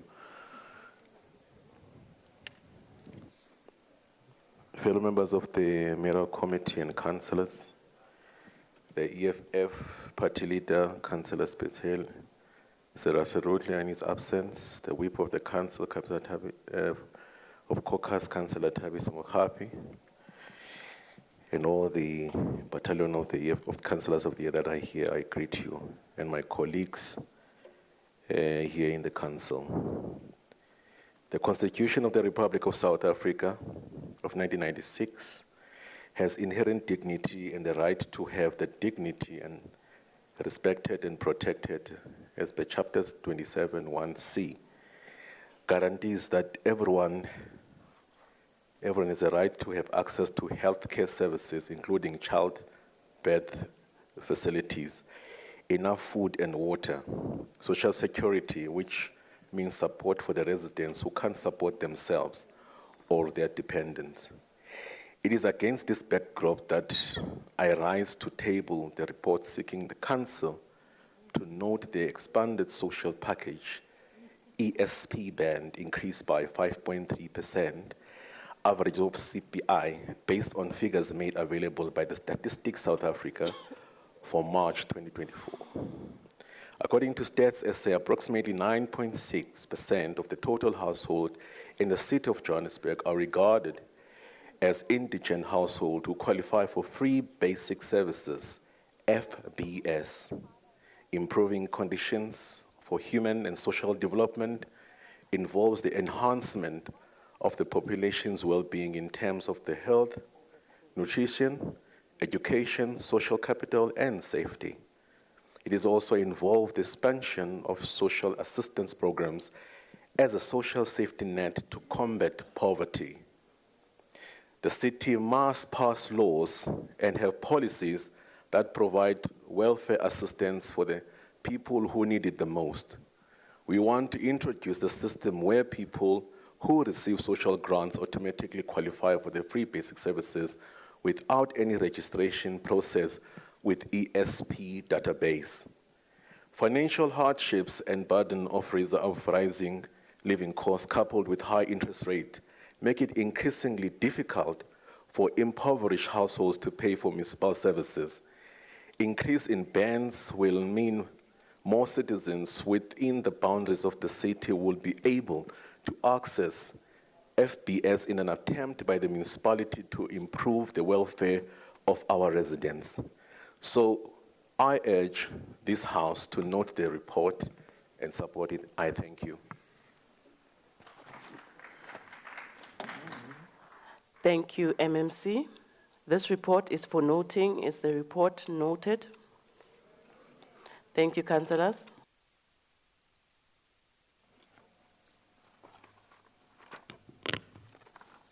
Item 76, request to undertake public consultation for renaming of streets and public facilities in Westbury and Eldorado Park to commemorate Don Matera, Donnie Gilmore, and Nathaniel Julius.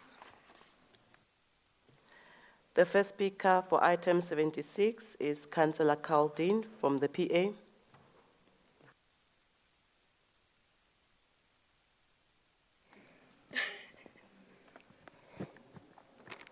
Greetings, Madam Speaker.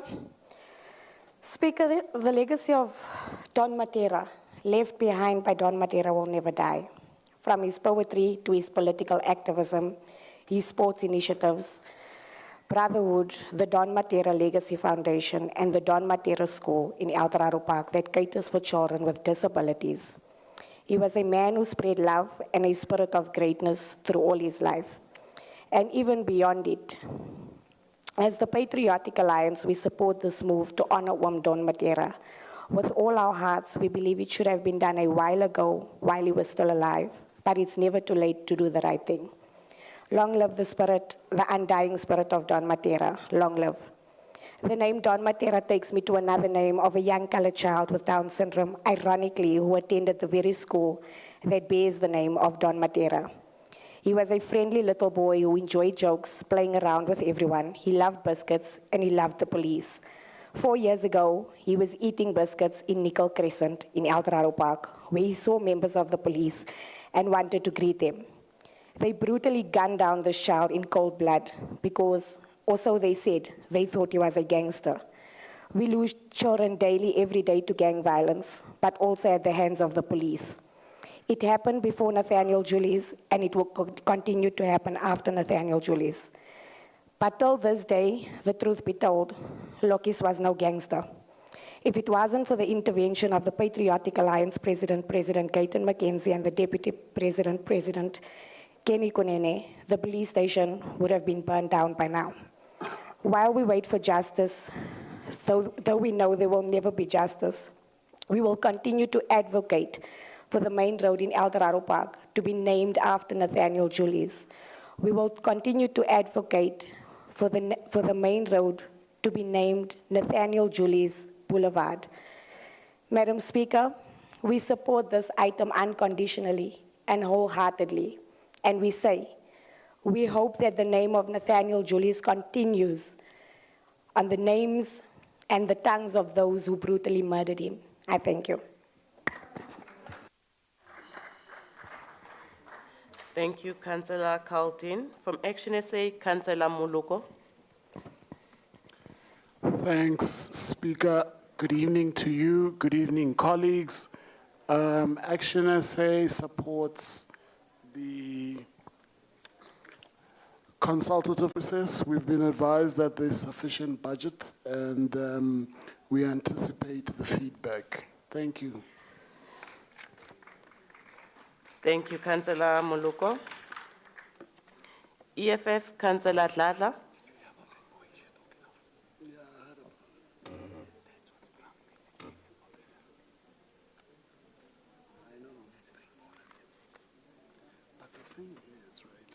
Councillor Dladla is not in council. I'll move over. ANC, Councillor Mazibuko. If you're community entrenched, but immediately you're not community entrenched, there's a problem. So I don't have a problem with them. No, but I want to propose this thing here. So there was a 13-year-old boy. Remember when we started up time, we had that urgent order. Councillor Moluko, please check if your mic is off.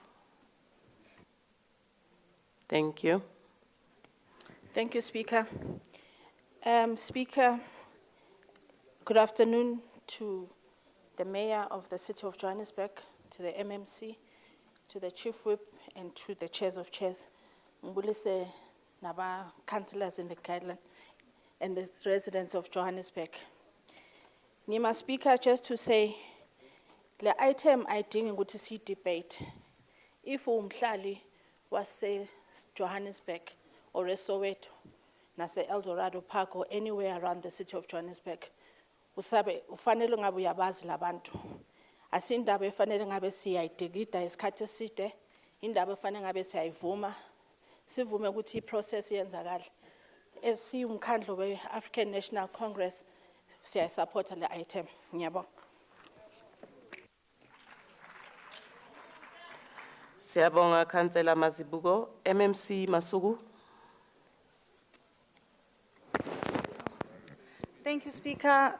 Appreciating all the inputs from all the councillors, Councillor Kaldin, Councillor Moloko, Councillor Dladla, Councillor Porsen B, and Councillor Mazibuko. Indeed, these names carry meaning. That is why we're doing the process in line with the policy, and the policy is very clear that there must be public consultation because there must be a strong degree of community consultation and support, and where the change must assist in a sense of community building and redefining society, as well as making sure it is for the goodwill of the people living in a new South Africa. So we ask Council to allow the public participation process to start. Thank you, MMC. The recommendation is on page 76.6. Is the item agreed to? Thank you, councillors. Item 77, request for public consultation process for the renaming of De Beer Street to Mthokozisi Ntumba Street, Region F. The first speaker is a speaker from a councillor from Action SA, Councillor Moluko. Thanks, Speaker. We support the item. We support the public consultation with concern, as the deceased actually was a bystander, was a casualty, but was a bystander nonetheless, and we are concerned because of that. I think the protest that was taking place, has serious significance, but we are concerned, although we support it. We will see in terms of the feedback that we get from that consultation.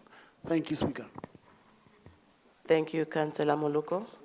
From the ANC, Councillor Mashinin.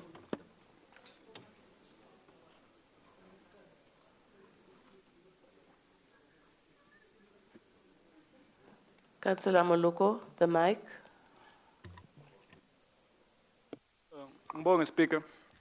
Ngithi si African National Congress sithanda ukuthi nathi siyavuma ukuthi i-process le iye ku-consultation yomphakathi ngoba umthokozisi wadutshulwa kabuhlungu amaphoyisa wethu a-trigger happy while ama-students alwela i-fees must fall. So kuyajabulisa kabi ukuthi ubone ii-drugs zethu zichangewa from kwabantu ama-oppressors zethu zizobizwa ngabantu abayama-heroes ethu ekuhlaleni.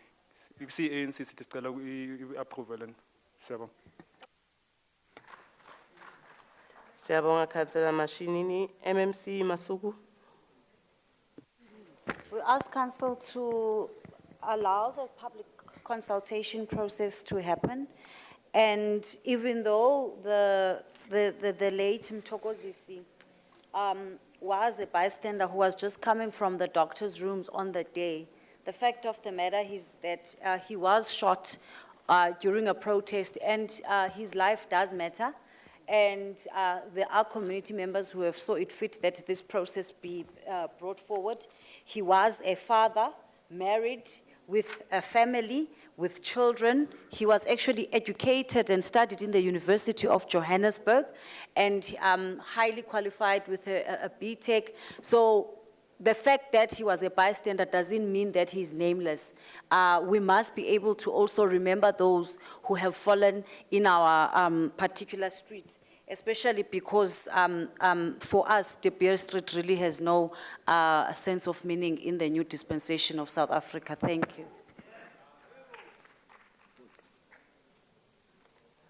Thank you, MMC.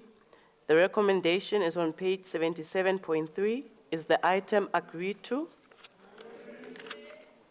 Thank you, councillors. Item 78, Oversight Visit Report of the Section 79 Finance Committee to Martindale Data Center on the 15th February 2024. Councillors, we have no speakers for item 78, therefore I'll read the recommendations. The recommendations are on page 78.5. Is the item agreed to? Thank you, councillors. Item 79, commencement of recruitment. Oh, we've done with this one. Item 84, contract management, extension of contract period in respect of contract A834, the provision of specialized legal services for the City of Johannesburg. The first speaker for this item is a speaker from the DA, Councillor Maris. Thank you, Madam Speaker, fellow councillors, council officials, ladies and gentlemen.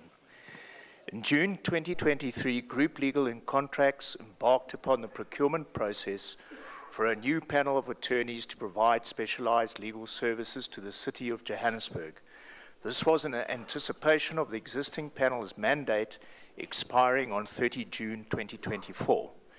The bid specification committee sat from 19 October 2023, but the terms of reference for the tender were only finalized on 18 March 2024.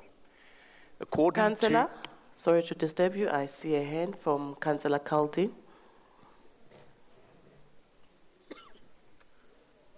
Please switch off your mic. Thank you. Thank you, Speaker. Apologies, it's not a point of order. I just thought before we get to item 86, with your indulgence, can we club item 86 and 87 together? Both are MPT and the speakers are the same. Thank you, Speaker. Councillors, do you agree to this proposal? Thank you. Sorry to disturb you, Councillor Maris. Thank you, Madam Speaker. According to the item serving in council, the tender for applications from interested legal firms could not be advertised timelessly as the finance department of the city was unable to provide the requisite budget confirmation to cover the costs of the services over the anticipated 3-year period of the new panel. The new panel should have been in place on 1 July 2024. Accordingly, the department opted to extend the A834 contract for the existing panel for a further 12 months. Section 116(3) of the Municipal Finance Management Act makes provision for a contract or agreement procured through the supply chain management policy of a municipality or a municipal entity to be amended by the parties, but only after A, the reasons for the proposed amendment have been tabled in the council of the municipality, or in the case of a municipal entity, in the council of its parent municipality, and B, the local community, 1, has been given reasonable notice of the intention to amend the contract or agreement, and 2, has been invited to submit representations to the municipality or municipal entity. The local community has been given reasonable notice of the intention to extend the contract for a further 12 months, i.e. the mandate of the panel will expire on 30 June 2025 and invited to submit representations.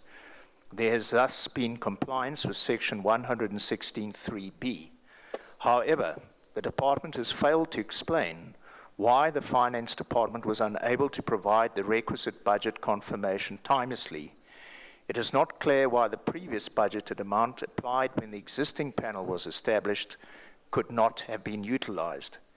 It is also unclear whether the department has complied with Section 116(2)(d) of the MFMA, which provides that the accounting officer must regularly report to the council of the municipality or the board of directors of the municipal entity as may be appropriate on the management of the contract and the performance of the contractors.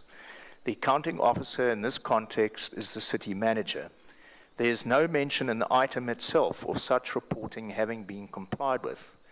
To my knowledge, no such reports have been furnished to the Governance Oversight Committee or tabled in Council, and yet the department is now seeking to extend the period for which the existing panel members will be able to obtain instructions from the city without any apparent review of their performance. This is despite the fact that there have been several instances of the Johannesburg High Court criticizing the conduct of the department and the firms representing it in their handling of litigation before that court since 30 June 2021, when the current panel was constituted and its members started to provide specialized legal services to the city. It is emphasized that Section 116(2) provides that the accounting officer must monitor on a monthly basis the performance of the contractors under the contract. An example is the matter of Malou versus City of Johannesburg Metropolitan Municipality, in which matter the judgment was handed down on 18 March this year by the Deputy Judge President. In that matter, the Deputy Judge President described the manner in which the city and its legal representatives had behaved as abusive and as manifesting a sustained pattern of utter disdain for the process of court. Indeed, he went so far as disallowing the attorney acting for the city from recovering a fee and made a specific order that the judgment must be brought to the attention of the mayor, the city manager, the head of revenue collection, and the chief legal advisor. As the expiry date of the contract has already passed, this council is put in the unenviable position that it is obliged to extend the mandates of the firms on the current panel without any feedback as to the desirability of continuing to employ them. If it does not extend the panel's mandate, it will be unable to secure the specialized legal services that it needs until the current procurement process for a new panel is completed.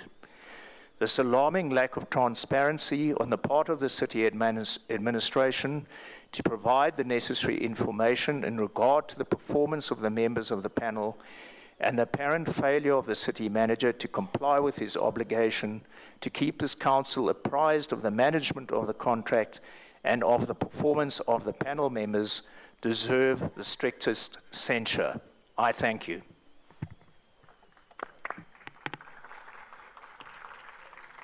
Thank you, Councillor. EFF, Councillor Ntlapo.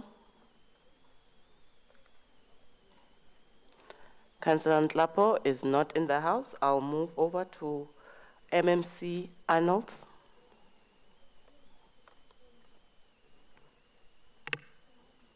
MMC? Okay.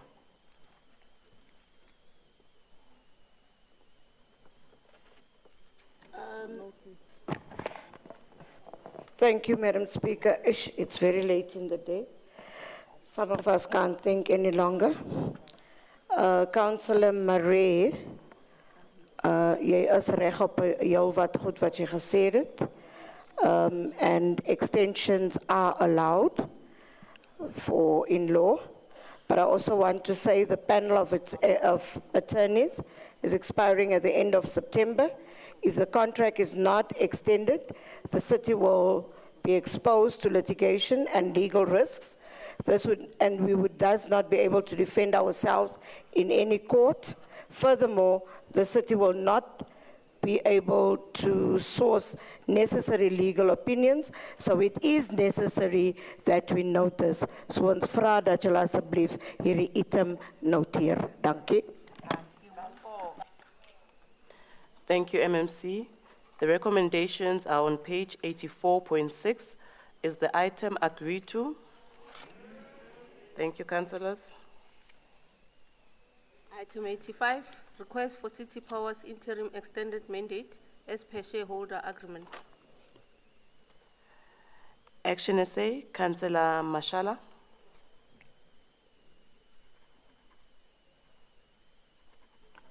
Thank you, Madam Speaker. Greetings to yourself and the House at large. I rise to speak on item 85. Madam Speaker, September marks the 5th month without load shedding, and as Action SA, we welcome this progress simply because it brings stability to our economy, but most importantly, it takes away misery and frustration to more than 6 million residents of the city of Johannesburg. Speaker, we are not completely out of the woods. A lot still needs to be done. The MOA between City Power and Gauteng Cocta reaffirms the willingness to address electricity issues in Johannesburg. This should be done in a manner that should set a national precedent. While City Power has expertise in this field, they must make sure that the residents of Johannesburg receive preference before any other municipality. We have noted some progress in terms of solar high-mast public lights within the city of Johannesburg and townships. We are under the impression that this is being done under great financial scrutiny coupled with accountability. Therefore, Action SA notes the report. Thank you, Speaker. Thank you, Councillor Mashala. DA, Councillor Pitkau.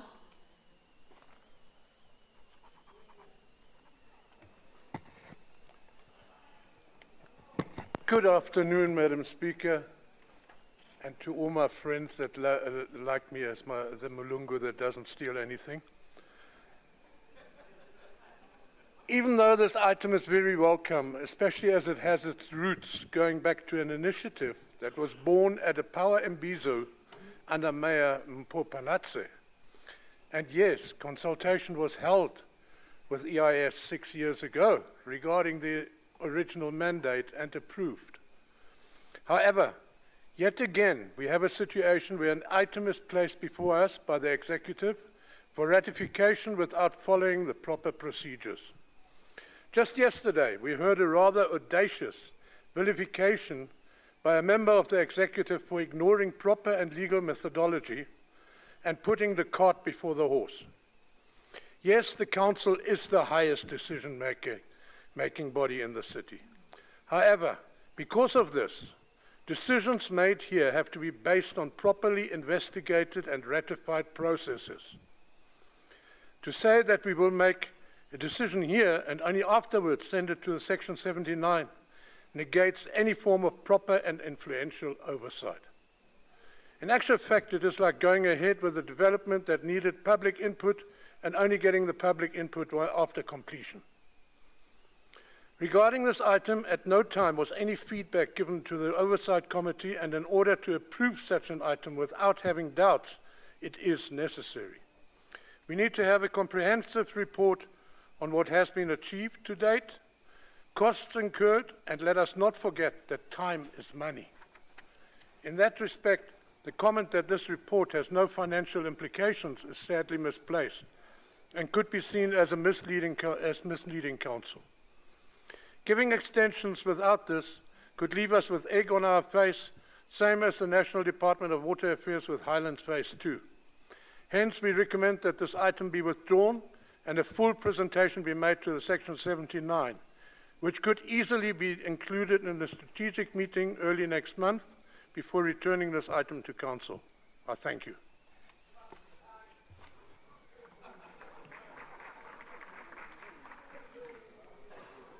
Councillors.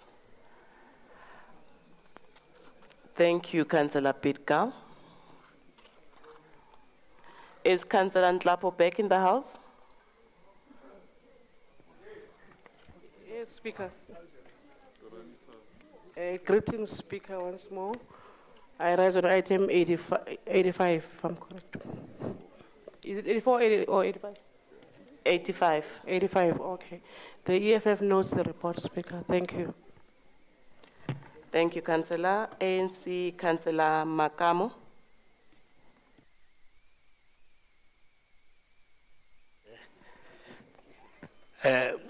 Greetings, Speaker, and all protocol observed. Speaker, the ANC note and welcome the report which seek to extend the mandate of City Power to implement the Memorandum of Agreement between City Power and Gauteng Department of Cooperative Governance and Traditional Affairs. The Memorandum of Agreement is to roll out alternative energy program with local municipalities within Gauteng provincial government, which include, among others, the rollout of solar high mast, public lighting systems, the replacement of transformers and minibus substation, and the rollout of smart meters technologies, including in the ESCOM supply areas, with a view to mitigate and finally end the load shedding in Gauteng and the city of Johannesburg. I thank you.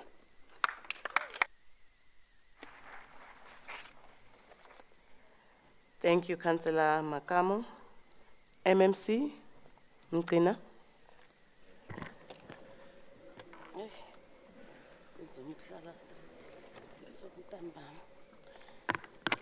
Thank you, Madam Speaker. I think Councillor Mashala, thank you for noting this report. And we also appreciate the fact that you're acknowledging that this is one of those progressive initiatives, and we really appreciate the provincial government for intervening on issues of IGR, and this is one of them. We appreciate that. We note your progress as well, the progress that you're noting on the solar high mast. I'll also raise that with the in-charge MMC. That appreciation will be shared with him as well.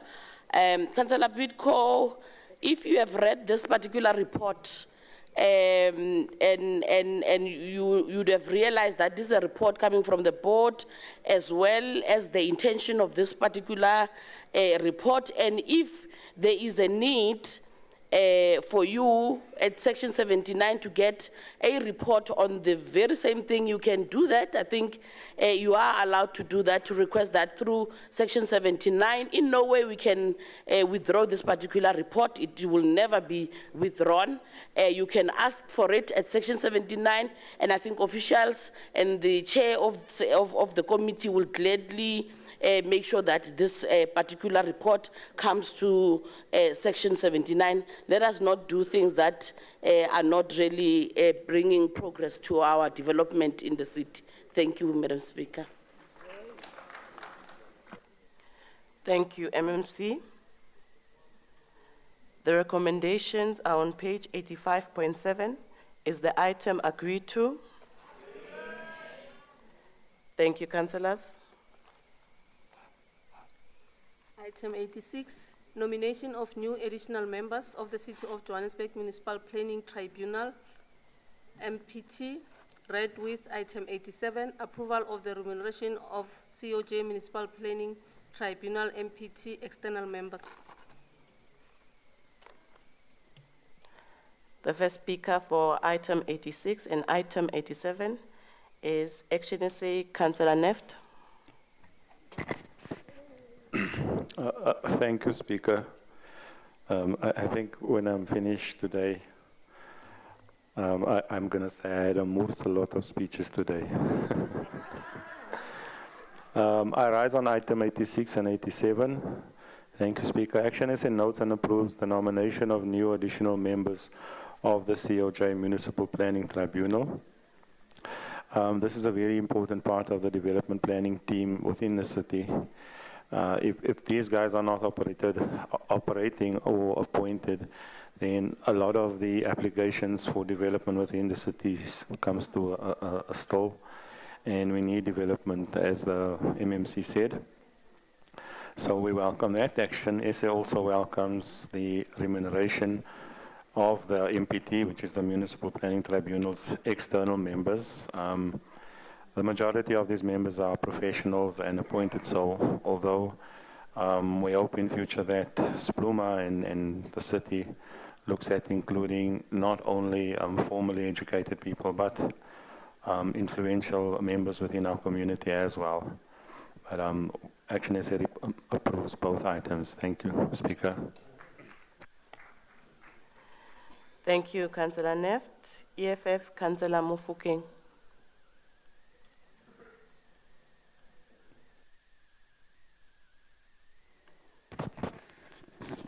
Thank you, Speaker. Greetings to the EFF caucus, led by the #1 Grand Force,